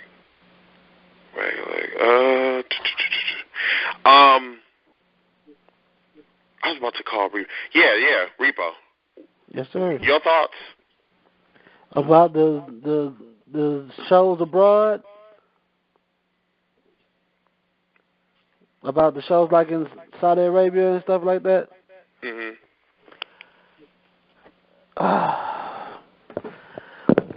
I didn't see them per se. I didn't want to check them out myself, but I understand why they did it. Because it was a money grab. It was a lot of money on the table, and they're losing a lot of money because the ratings are down, and because not stockholders, but sponsors are pulling because ratings are down. Because the talent is good as people. I hear so much. I gotta say it this way for it to have the context that I needed to have. I hear so many fans say they want this wrestler, they want this wrestler, they love this wrestler, they don't understand why this wrestler isn't this, but the ratings and the analytics aren't showing that. The people that they claim they're paying attention to is not showing in the numbers. Because one thing about WWE, they're a numbers place. The minute the numbers support the argument, because they got to make money. You got to think, just without paying talent, just paying staffers and booking the venue, it costs $5 million a show. That's before you pay the talent. So they have to make money. They can't be on a belief system, because beliefs don't pay the bills. I'm sorry. That's true. Beliefs do not pay the bills. That's a fantasy. And if the fans want what they want, they got to put action to those words. So if they don't like the product, then they need to stop watching. There you go. There you go. Or if they want to support a specific talent, you can change the direction of the company because they're never going to battle against their money. Mm-hmm. Sure, Asuka should have been champion. Nobody made a big fuss that she wasn't because she wasn't selling no merch. True. Nobody made a big fuss. The minute them fans cheer, what changed? Because Charlotte was supposed to take the belt at TLC. Mm-hmm. What changed Vince's attitude was the pop Asuka got when Becky chose Charlotte to face Rousey because she couldn't at Survivor Series. Oh shit, the people fucking with this bitch. Right. And I'm sorry to call her a bitch in the women's revolution and the Me Too movement, but you get what I'm saying. I'm sorry. Don't mean it with any malicious intent. I got mostly daughters. I'm happily married. I don't mean bitch with malicious intent public. But I got to say stuff like that because we live in that era now where boy. Look here, I'm going to tell you like this. I ain't giving y'all motherfuckers on YouTube, on social media sites, I ain't giving y'all no motherfucking power. I say what the fuck I want to say. Bitch, hoe, whatever you know. But the numbers dictate what's what. Mm-hmm. Because initially when the Shield first broke up, it was initially Dean was originally the mouthpiece of the Shield. I don't know if you guys remember that. He was the first one of the Shield members to wear main roster gold in the United States Championship. Mm-hmm. He was always the mouthpiece. But I don't know what happened. Something popped, and the fans gravitated towards Seth more. Yeah. And they did Dean, so they made Seth the guy, and they just put Roman was gonna do whatever he's gonna do anyway because of his lineage. Yeah. And if you know anything about that Samoan family, they always kind of make sure to book them properly. It's always got to be them perks. That it's just like, with Randy Orton. Randy Orton, don't get me wrong, probably the best of his generation. But his perks is what annoys the fuck out of me. Roman Reigns is the same way. He's good, don't get me wrong, he's good, but it's just like, dude, stop overhyping him, dude. Like, he's not as good as you say he is. I mean, like, he got the look, he got the body, but at the same time, like, But if they want that to stop buying the merch. Well, shit, that's probably like the kids, and that's why I say, and I'm not hating on the WWE's like hustling abilities or whatever, because his merch is basically just like John Cena. It's a split image of John Cena basically. He's a John Cena 2.0 basically. There you go. You know what I'm saying? And it worked to a certain degree, and that's why I say I was kind of fearing for Roman because at one point he was hot. He was the hottest thing maybe about 3 years ago. But then when he came back, I guess when he got injured, and then, when Rod tried to, show approval, man, people hated Roman. And I was just like, oh, shit, here we go. And I already knew it was going to go down here from there because, that reaction, I remember that reaction in Philly. It was not a good reaction at all. They booed his ass out of the building. Yeah, I remember that, but WWE don't go off of that. They go off of analytics of when the accountant be like, "Hey, Roman did $1 million in buys on action figures tonight." They're like, look, somebody else like he got booed out of the arena tonight, and then another nigga walking, "Hey, he made $1 million for us today." It's like, who booed who? They were doing what? Why was they booing? They booed Lance Storm. Yeah, that's what I'm saying. Like, that's how the WWE, and I totally agree. It's like the WWE is so nonchalant about shit. And that's why they are in the situation that they're in right now. I mean, like I say, karma's a bitch.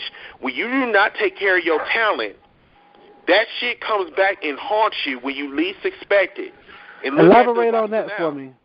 Huh? Elaborate on that.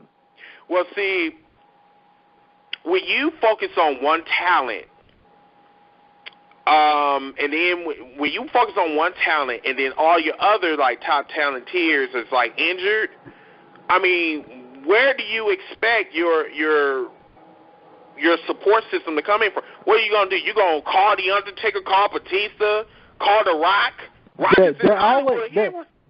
They're always grooming. See, this is where people get it twisted. Your destiny, even though things are scripted, your destiny is yours to make it.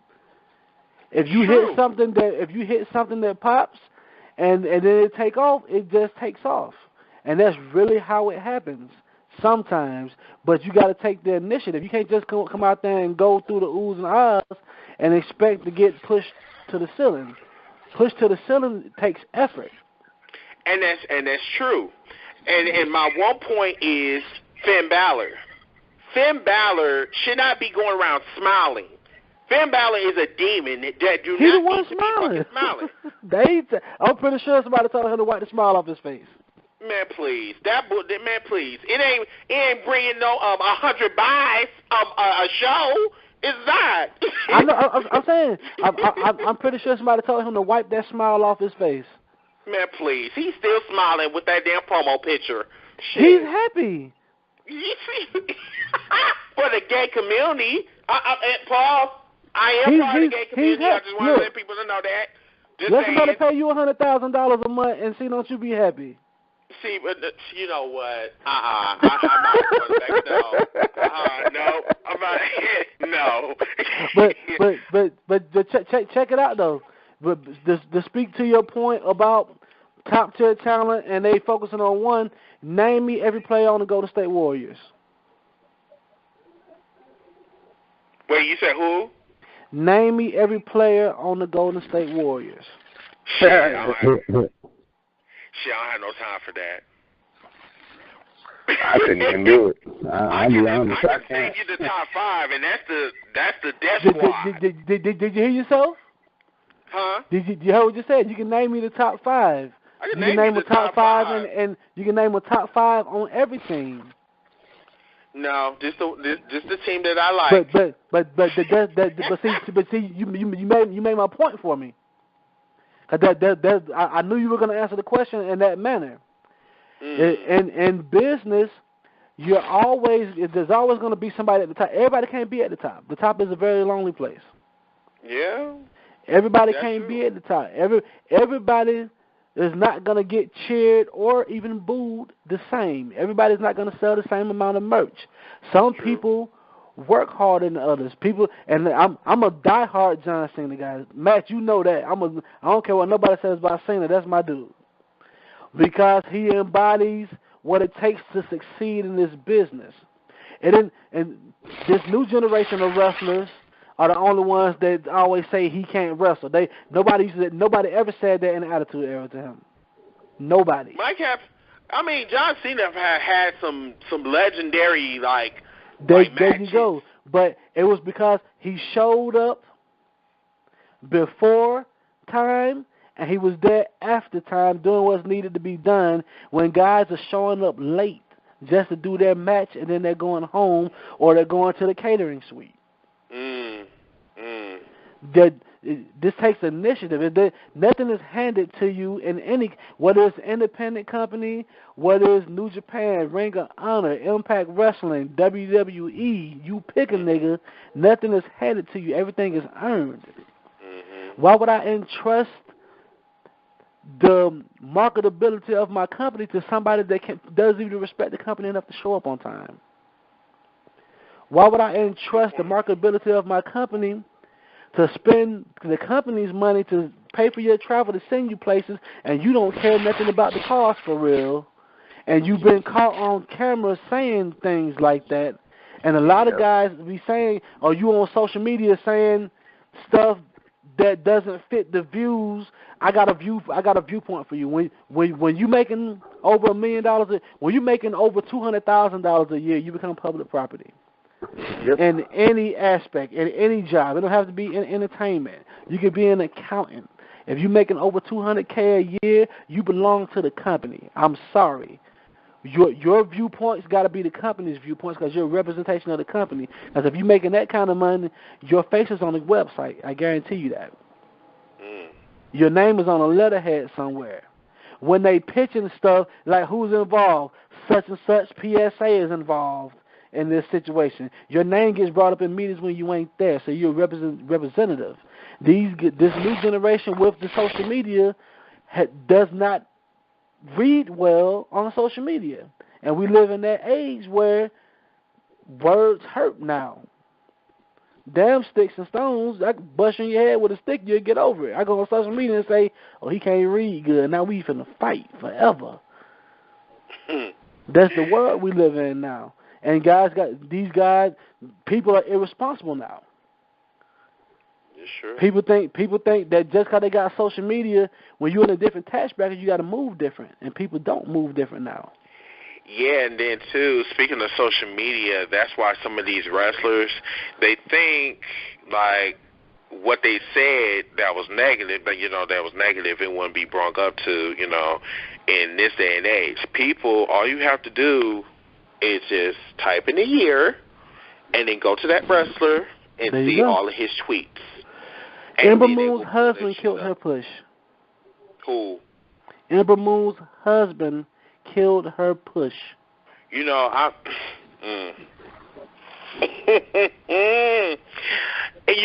Moon, and this, and Ember Moon already knew, and I was bracing for impact. Before that shit happened with her husband talking about Nia, she wasn't being pushed anyway. She wasn't going to be pushed. That ain't the first thing he said. That ain't the first time he done said something crazy. And what he said was probably true. That, it ain't about it. It ain't about it being true. That look, let me be clear. In business, it ain't about being true. It's about it being perceived. Perception is dangerous. Truth and fiction have nothing to do with it. If you can get the people to believe anything, you get the people to question anything, is dangerous in a multi-billion-dollar business. But, they're going based on someone's comment. So if my girl or whatever said something about Nia, or Sasha Banks, whatever, that's just freedom of speech. That shouldn't affect me. I just watched the movie. What they got to do with me? I forget what movie it was I was watching.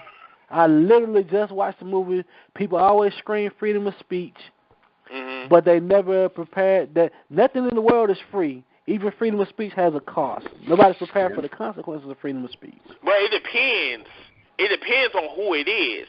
Because as you can see, our president can say whatever the fuck he want to say and don't even, and there's no consequences behind this shit. So that's why I said, yes, freedom of speech does have a price, but it also depends on who is saying this shit. Yeah. Because if you are in power, they ain't going to touch you. Think like this. Who does Ember Moon work with? Right now? No, I'm saying, who does she work with? Who are her co-workers? All the women, basically. Yeah. All of the women. And WWE, they're independent contractors that are signed as independent contractors for a length of time. So they're not actually under the employ of Titan Towers or any of its subsidiaries. I know that because I've seen the contracts, because I had one before. So, that being said, she works with Nia Jax on a regular basis. She works with Sasha Banks on a regular basis. She works with all the other women. She's an independent contractor. Her mate, her husband, has negative connotations about the people that she works with. With WWE working its hardest to ensure a safe environment for all of its employees and subcontractors, They cannot take the chance that he ain't in her ear saying she should do something, because we live in that era where kids get mad, shoot up schools. Guys get mad, shoot up concerts. That's true. We live in a different time now when you can't take those kind of chances. Who knows what? And I've met Palmer on a couple occasions, and he seemed like a nice dude to me. So when I saw the comments, it was a different feeling for me. Like, I didn't get that vibe from him when I was around him and stuff. But he said what he said. But nobody can take the chance of he not saying something. Hey, Amber, I think you should go out there and fuck Nia Jax up when you get in the ring with her tomorrow night. That's her husband. Nobody can take that chance. So guess what, Amber? We're going to job you out because we don't know what your husband's saying. We can't fire you because you're under contract. You can sue us. Right. But we have legal license to do what we want to do, and maybe you should tell your husband to shut the fuck up. I don't. That's a pussy way out. I mean, because they did the same shit to Bray Wyatt. They say, oh, well, you're fucking with another bitch that's not supposed to be yours. She's not on a fucking contract. I mean, like, the wife is not on the contract. That shit don't got shit to do with the WWE. They just did that shit because they wanted to. They say, you know what? Hey, Bray Wyatt's injured. Bray Wyatt is doing this shit. It's always got to be an excuse not to push them. Because the same shit happened with Kofi Kingston back in 2010 with him and Randy Orton. Randy Orton was trash. That feud took off too hot, too heavy, too soon for no reason. That's all that was, because they wanted to do so much, and that was back when they was letting guys have freedom to do stuff. I remember one week the feud had just started. The next week they jumping off ladders and shit. I'm like, they already at this point? That shouldn't be at this point right now. But as quickly as it got hot, it went cold. Like, because it's not supposed to get hot that quick. I mean, sometimes you just gotta let shit go naturally, though. And they didn't let it grow naturally. And Kofi's an awesome talent. Think he hasn't had any wellness policy violations. Kofi has been a star student. Yeah, that's true. He's been a star. So, because me and Chris will go back and forth on this subject, but we got to go to our last segment, which is the best of the worst of 2008. So, because I can't name all five, so what we're going to do is we're going to go in a circle, and then we're going to go to our callers. So you guys might as well go in the queue right now. So, I'm going to take the last of y'all calls, the last of your comments, whatever. We're just going to go around the room. I'm going to name all the stuff that we're going to talk about. So first, we're going to talk about the boring matches of 2018. Doesn't matter what promotion. The best matches of 2018, the best heel of 2018, the best babyface of 2018, the most shocking moment of 2018, the most savage moment of 2018, the breakout star of 2018, superstar of the year, trash star of the year. So I will go first. The most boring match of 2018, I'm just going to go say this shit right now. Seth Rollins versus Dean Ambrose was the worst that I've seen. I think the reason why that is on the top of my list, because these two have chemistry in the ring. These two have fought each other in the ring. And now that Dean Ambrose went full heel, I would have thought that they would have, really went full throttle. It was really bad when, maybe 10,000 people were literally booing and chanting Becky in the middle of their match. I was totally disappointed in that. The best match for me in 2018 probably had to been Aleister Black versus Johnny Wrestling. That was one of the best matches I've seen on NXT. What came close was the ladder match at New Orleans. That was actually one of my best matches. It's but like I said, the one match that keeps going on and on and on in my mind is Aleister Black versus Johnny Wrestling. I did not think that match was going to really blow me away like that, and it did. So, the best heel of 2018, Ciampa. I'm sorry, he is a badass, and he's from Milwaukee, Wisconsin, by the way. So yes, he is one of the baddest heels in NXT. I would have said Becky, but Becky, I got something for her though in a minute. I was trying to look at anybody else that was outside of like the WWE, but the only person that I could like really think about is Ciampa. Ciampa has like really manipulated his matches, the ring, like it's crazy because this man went from a tag team specialist to now the NXT champion, and it's been a really phenomenal year for him. So, but that's just my take. The best baby face of 2018.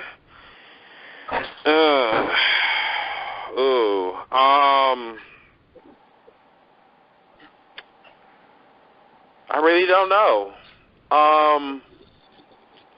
Probably I would say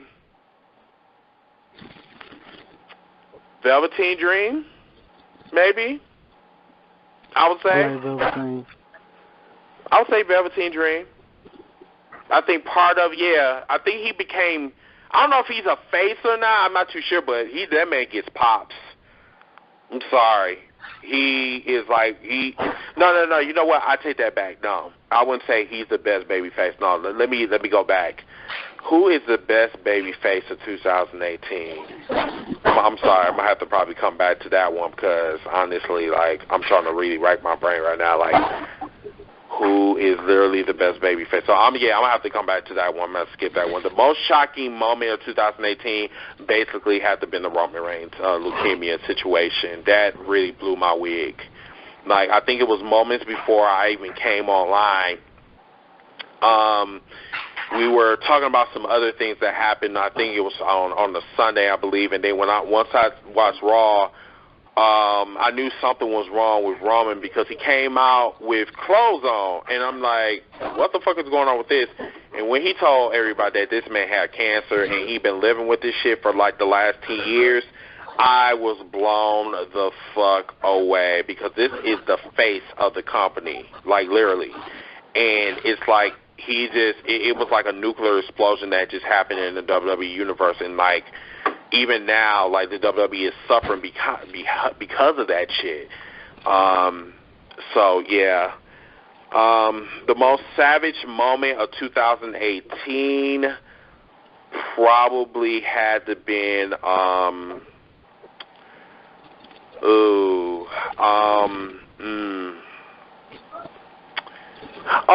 Ronda Rousey putting out Nikki Bella. Basically said that you have not done nothing but open up John Cena's bedroom. Like, wow. I'm like, oh, shit. Damn, touch your heart. Ouch.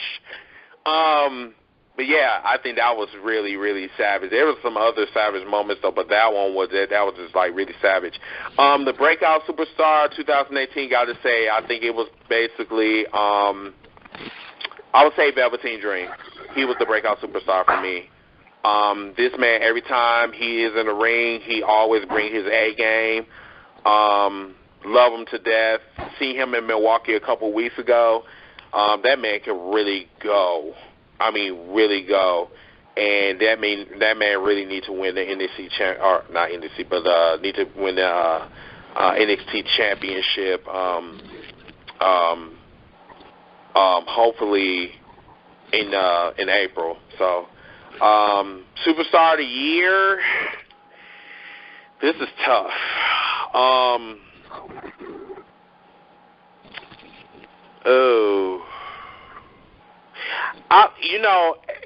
I want to say Becky so bad, but she didn't come out until the summer. And we talk about a full 365 days a year. I will have to probably say AJ Styles. Probably got to be the Superstar of the Year because he was a WWE champion for a year, bust out great matches. He was fucking awesome. So I have to say, AJ Styles, trash of the year. You already know who I'm about to say. Nia Jax, trash as fuck. Don't need to say anymore. And that's for me. That's all. That's all for me. I'm good. So, who want to be next?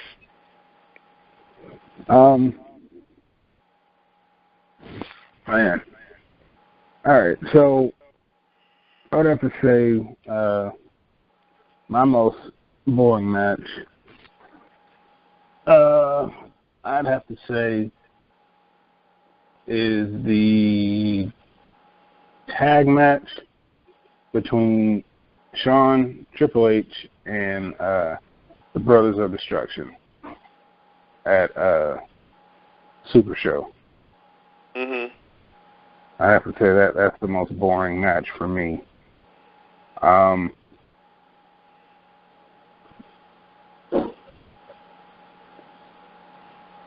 Greatest match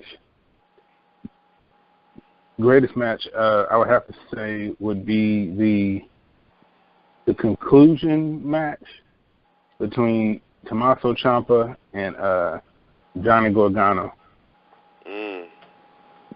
where basically they just tore the house down. I mean, fire extinguishers were involved, ladders were involved, they took the ring apart.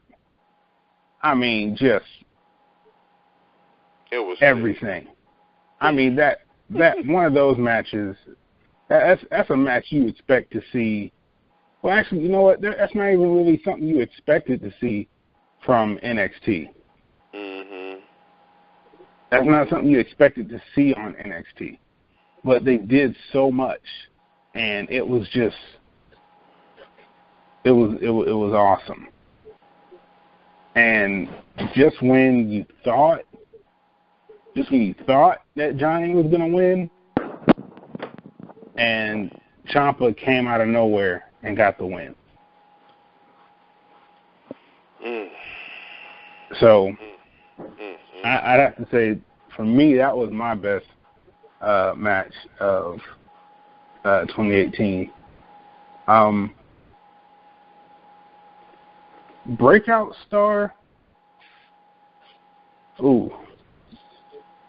Breakout star is definitely that's a difficult one for me, but I would have to say is Ricochet. Ooh. Oh, wow. I should have said Ricochet. I forgot about Mr. Ricochet. I have to say Ricochet. And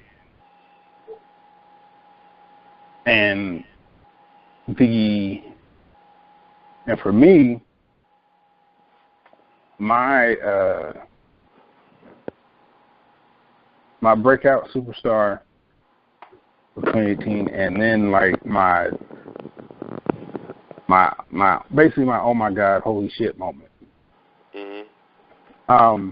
I would have to say when they started the kickoff, when they started the storyline between Ricochet and Velveteen, and Velveteen was, basically doing his promo, basically telling Ricochet, I'm the best, blah, blah, blah. Anything you can do, I can do better.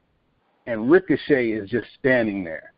And then literally within seconds, from a standing position, no running start, nothing, a standing position, and he does a full flip over the top rope, lands on his feet, walks up to Velveteen and says, "Show me."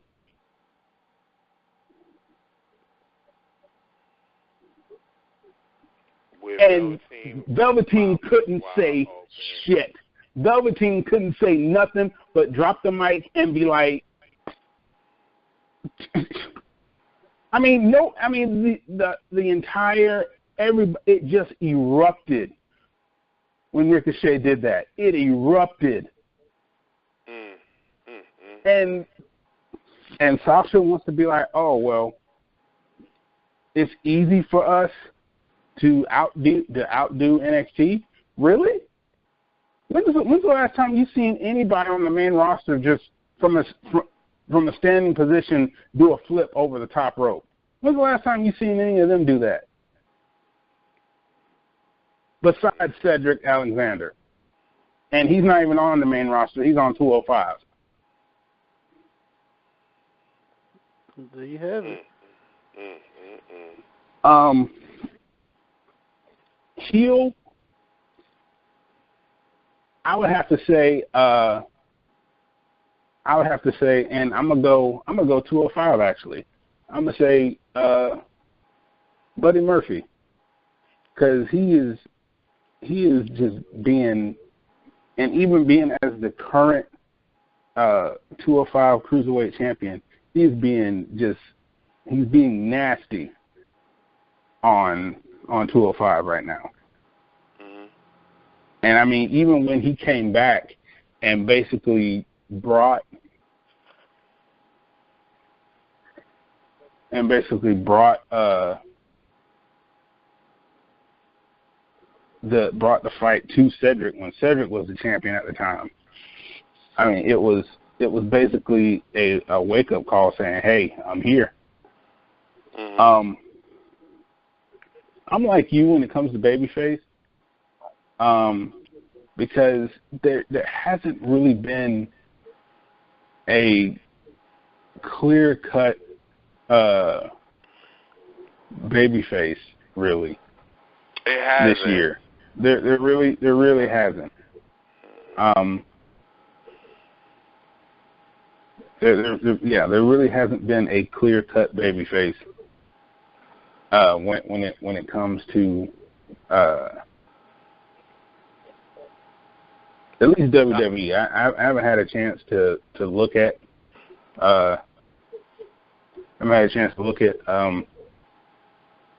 other promotions and everything.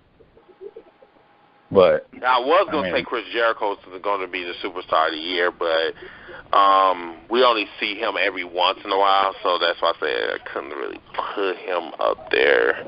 I wanted to, but honestly, I would have to say that Jericho, just in general, just his debut with NJPW. Yeah, that's a whole category in itself, and I think heel was the one that said it. It doesn't matter where Jericho goes, he can just make it work.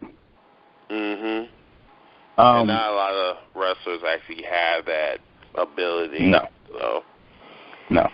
Mm-mm. Most Savage, I would have to say Ruby Riott putting the cutout of the anvil on the table. Yes. Don't get me wrong, Becky's done some great stuff on Twitter. She's been doing some great stuff on TV and everything. But I'm sorry, even though I know there'll be some people who disagree, only because it's where, it was offensive, WWE, blah, blah, blah, yada, yada, yada. No, the fact of the matter was that was straight up heel shit. And that's why the Riot Squad works so well, for me at least, because you don't have too many clear-cut heel stables right now in WWE. I'm not counting the Iconics. As far as like just pure talent, no matter the situation, the Riot Squad every time.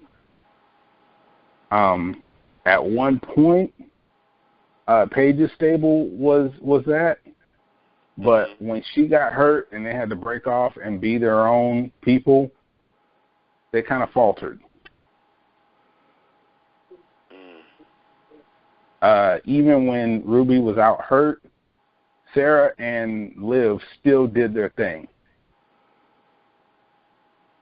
That's true. And Scandalous will agree, it's very hard for some wrestlers that have been in a stable or been in a tag team. It's very hard for them to sustain on their own. You always got that one weak link. Exactly. And I have yet to see that in the Riot Squad. I have yet to see that.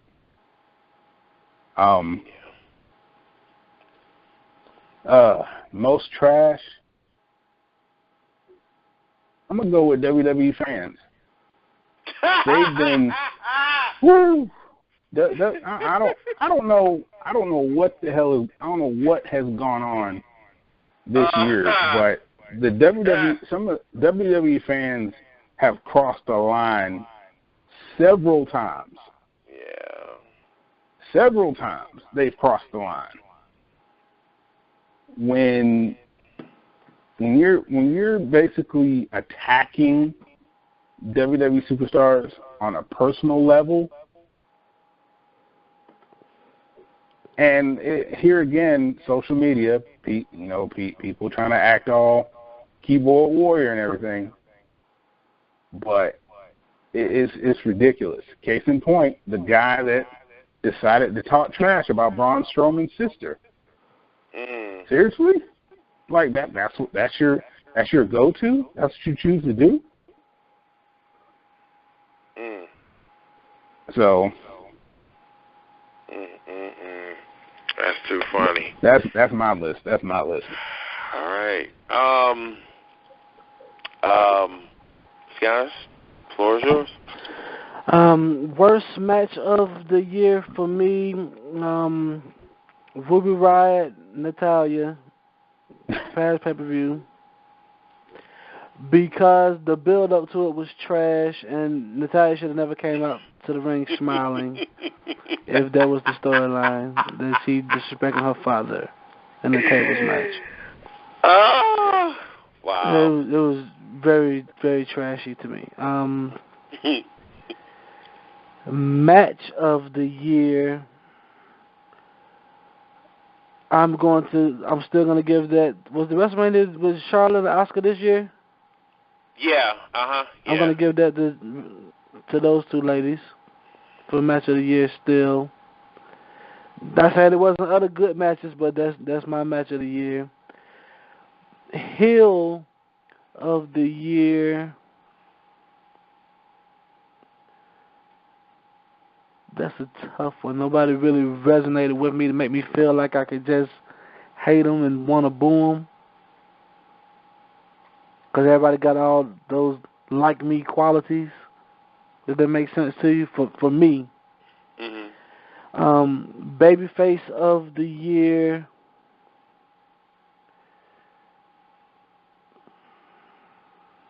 it's a hard one. Damn, you stubborn. There's no, for me, there isn't one. Because the stories aren't being told right. They're good at wrestling, the wrestling part, but the differentiating between who you are, I can't tell most nights, to be honest with you. Breakout star, I'm with you, Chris, on Velveteen Dream. Trash wrestler of the year goes to Tamina Snuka. Damn. What? Wow. Damn, really?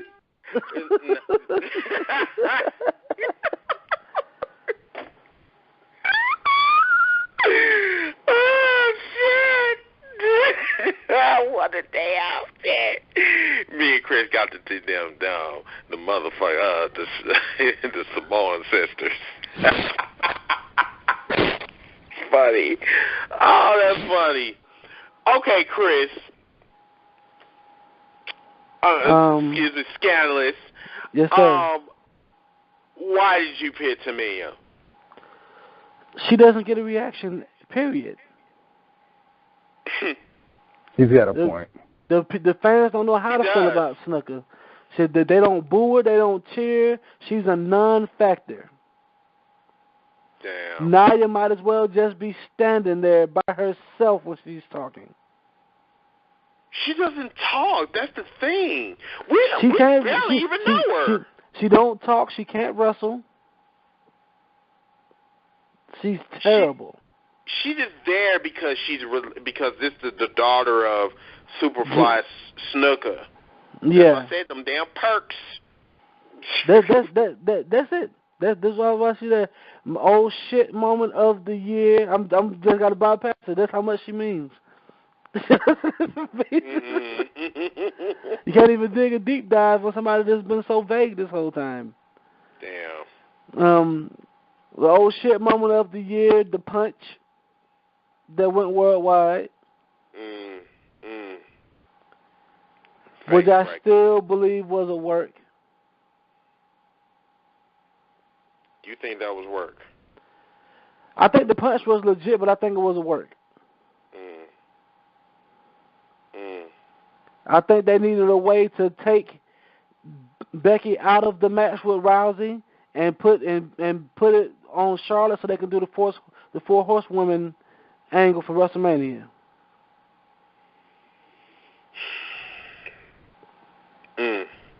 I just. And when it happens, don't DM me talking about I told you. How you know? But I see things. Well, see, the thing is this gonna happen at WrestleMania, though. Yeah, it's gonna happen at WrestleMania. They start building for WrestleMania after WrestleMania. The 4 shows that matter will always matter. WrestleMania, SummerSlam, Survivor Series, and the Royal Rumble. The rest of them are fillers. Some of them sound to be pretty good, but the rest of them are fillers. Right. So they start building towards that. They already building for it. Think, Becky was hot for 30 days. She couldn't keep the title for 31 days. And you know what? I knew that she was not gonna keep that damn belt for a long time. I'm dead ass. Like, I just knew, like, in the back of my mind, like, her reigns has been always short, and I never understood why. And now, like, right now, she is the hottest bitch right now. And I'm gonna say that she is the man right now. And like, she still had a short title reign. I don't understand that. And they gave it to Asuka, which I have no problem with Asuka. Asuka, she's another bad bitch. I love her too. But, So does that complete your list, Chris? Yes. All right. Let's get to these 2 calls, and then we're going to call it a night. Matt, we're going to pick you first. You still with us? It's me, Matt. Hey, Matt. All right, so what are your thoughts? Well, I'm going to give you some of my answers of what y'all just talked about. Savage of the Year goes to KO and Elias. That's a segment about the Seattle Seahawks.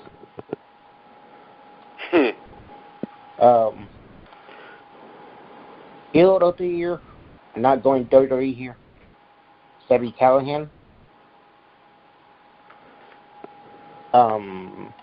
Superstar of the Year, Pete Dunne. It's interesting. And the reason I said that is he's been consistent when he's defending that title, unlike that cherry Kool-Aid belt you see on Raw.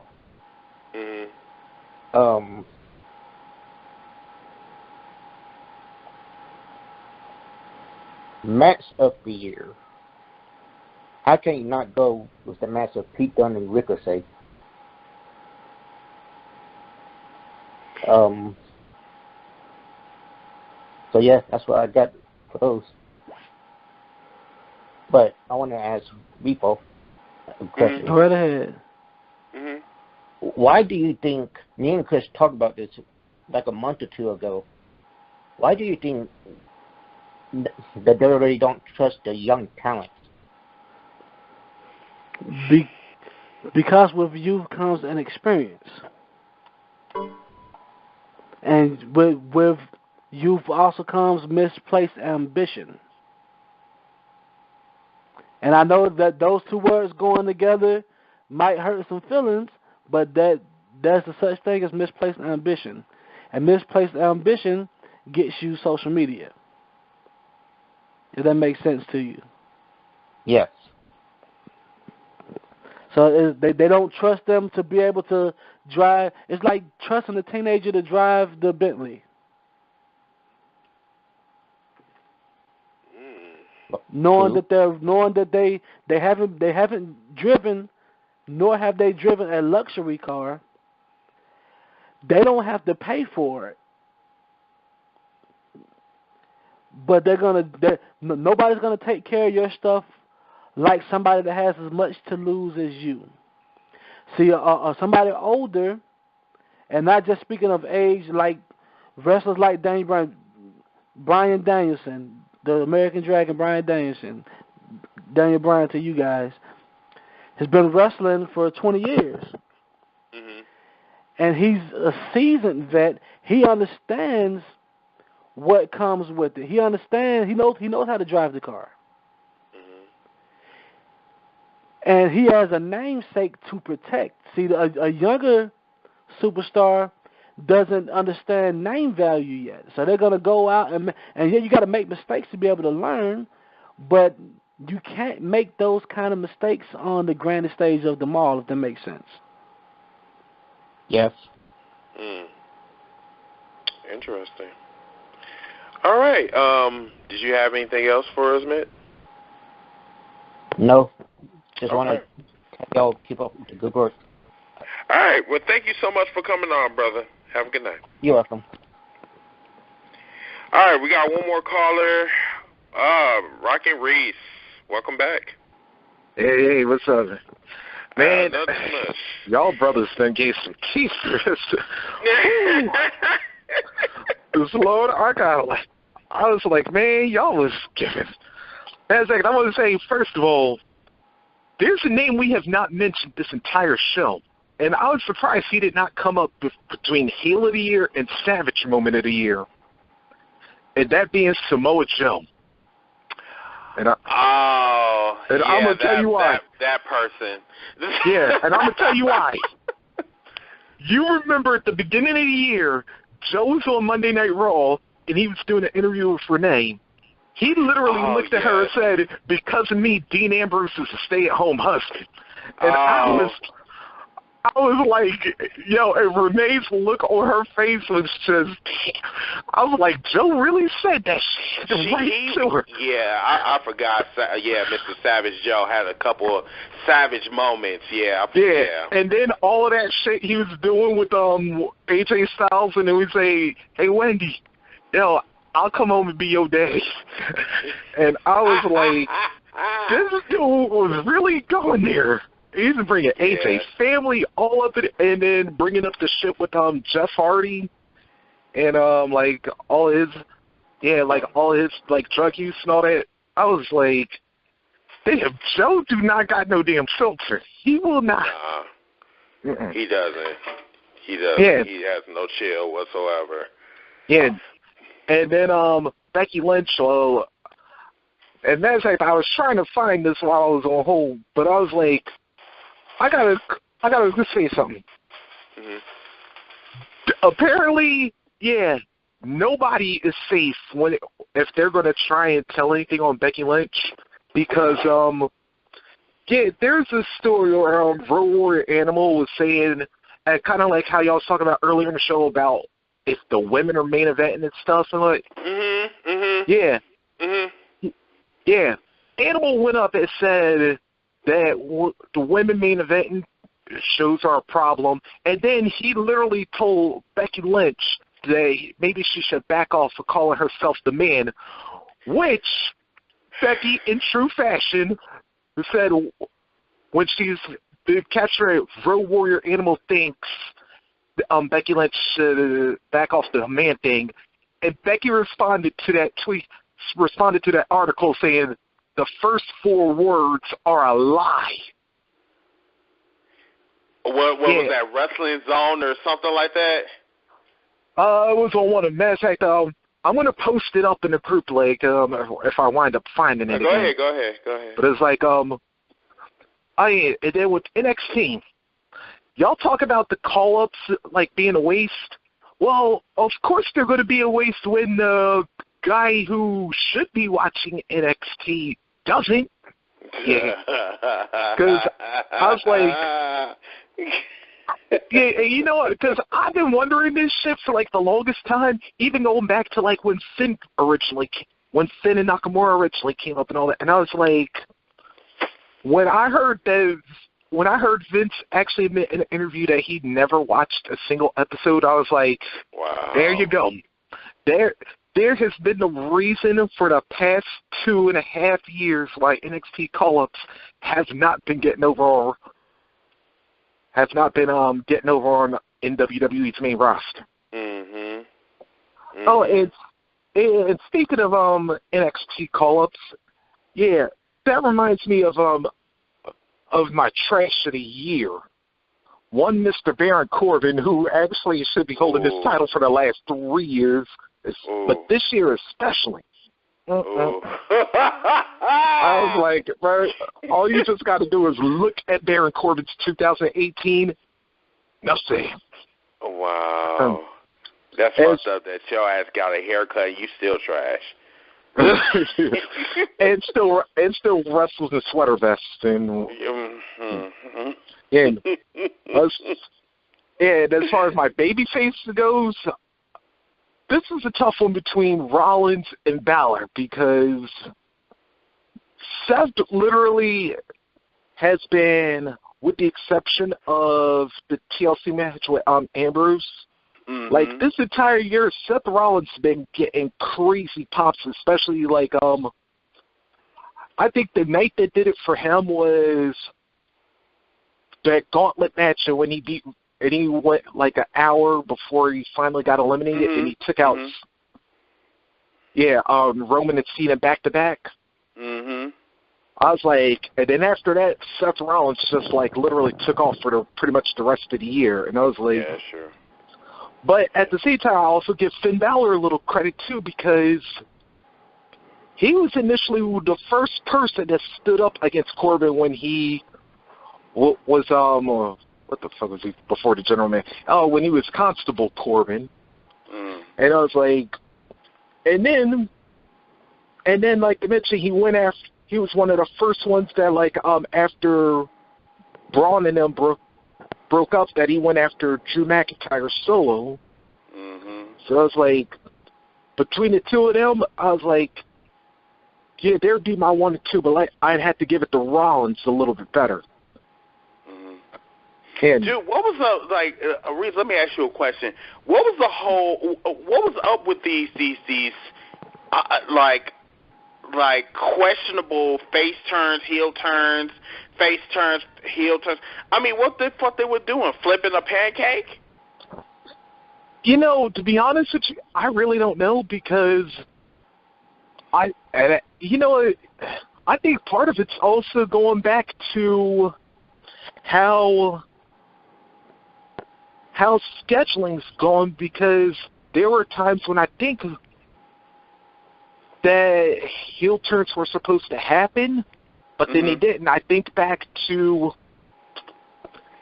with Daniel Bryan, because I think when he got cleared to come back to wrestle, that killed his initial shot at a heel turn, because I think he was supposed to get into a power struggle with Shane. Yeah, because if you remember that previous Survivor Series when Stephanie came, up to him and started talking to him, and then like he started helping Kevin Owens and Sami Zayn against AJ Styles and whatnot. And then, but then when he came back, when it turned out he was cleared, he could come back to wrestle. Then I was like, all of that just went aside, and to WWE's credit, I gotta give them a little bit, because I was like, they knew that there was no way Daniel Bryan was going to get booed immediately after he found out he was cleared to come back. So so they just waited with that. Let's see, where else do I want to go with this?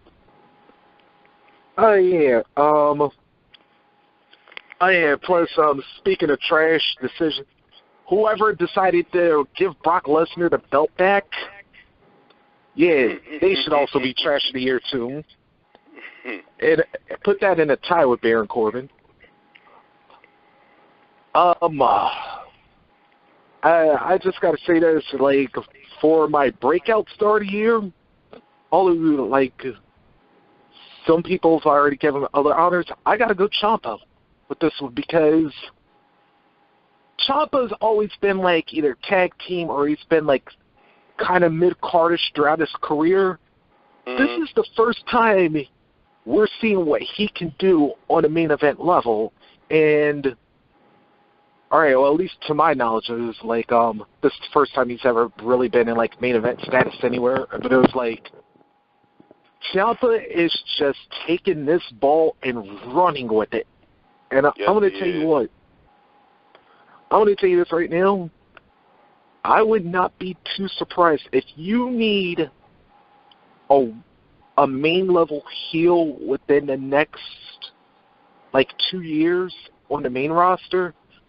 Ciampa's going to be it because he's going to know how to, and go back to what Scandalis was saying earlier. He's going to know how to like get that heat on himself, but at the same time make sure that you endear to your babyface. And I think that was one of the best reasons why his matches with Johnny Wrestling were so intriguing, and just like how I thought each one was wound up better than the previous one. Because Ciampa just knew how. And then again, when you have two guys that know each other, like Ciampa and Gargano do, it's like, yeah, they're going to naturally know how to do those really subtle things that you think are just like really insignificant spots, but they have a little more meaning than you do when you look at it in hindsight. Okay. And as far as my match, it's rare that I actually give a match that happened literally at the beginning of the year, but Jericho Omega, oh my God. You want to talk a match that not only lived up to the hype, it wound up blowing away the expectations for this one. And I was like, and the fact that all of us are, well, like most of America literally watched that match like at 5 in the morning or whatever time it was because of the time difference between here and Japan, that is how intrigued that match got to like us here in America. That was like, here you go, you have one of the biggest international superstars in Jericho, who's like been there, done it all. Omega, who's probably the hottest international star, not a part of the WWE, and the two of them just tore Tokyo down, and I'm like, man, if that's the beginning of the year, I'm like, yeah. And although there were some very great matches that followed, I'm like, man, Jericho Omega just like set that bar high, and they were like, everybody, we're gonna make you try and top this. And I was like, I think even Omega and Jericho had trouble following themselves, like when Omega beat Okada in that 2 out of 3 falls match for when he became the IWGP champion, and then when Jericho beat Naito for the IWGP Intercontinental title.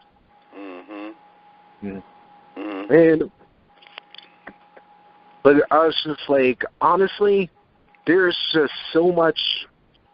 I think if we're going to see a major change in 2019's wrestling, and I'm hoping that some of it is with the WWE, in a better sense, because to me, I'm like this. If WWE has a strong year, oh man, that's just gonna like put everybody else like 10 levels higher, because now it's like this could be what the roster WWE has now. If they like get somebody or like cut out half of Vince's yes men or whatever, and like put people up in there to say that can like pull the stories out of people, and then find the wrestlers who are going to say, hey, look, you know what to do. Get your character to where you feel it needs to be, and get them engaged with the crowd. If you like let take the shackles off and let everybody run, boy, you're going to have some fireworks. And not just WWE, I mean everywhere. And it's going to be like you ain't going to know where to turn your head. And that's where I think wrestling needs to genuinely be, is that... I agree. Yeah, and not just... you could satisfy the child part of your audience, but also you could satisfy your male audience, your female audience, your child audience, your senior audience. Who, when you can like find that, what works, that's when wrestling's at its best. And I'm really hoping that with 2019 that it really happens that way. All right. Well, Reese, as always, a pleasure having you on. Thank you so much for your comments, brother. Thank you. Nope. All right, take care, Carson. You too. All right, everybody. So, I said that this show was going to last for an hour, and it lasted for almost 3. We had some great conversation this evening. I had a fucking blast. Special thanks to our special guest, Mr. Chris Repo, a.k.a. Mr. Scandalist. Thank you so much for coming on our podcast. Anytime, brother. We got to bring you on again. We had so much fun. Just let me know. Everybody, so people have been asking, are we ever going to come back to Facebook Live? I don't know. I can't even answer that question right now. What I'm trying to do is with my internet provider, I'm trying to buy some more speed. I think the issue with my with the Facebook Live that I have right now, my speed is trash right now, and that's probably why it keep bumping me off, especially when I'm on my Wi-Fi, because my Wi-Fi is so slow.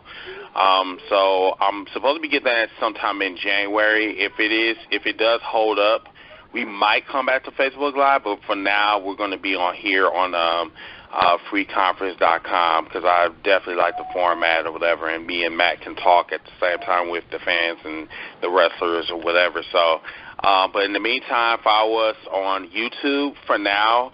We also will be on other streaming sites in the upcoming weeks to months or whatever. So also follow us on Instagram at #HealsForLife, Wrestling Podcast at Instagram.com.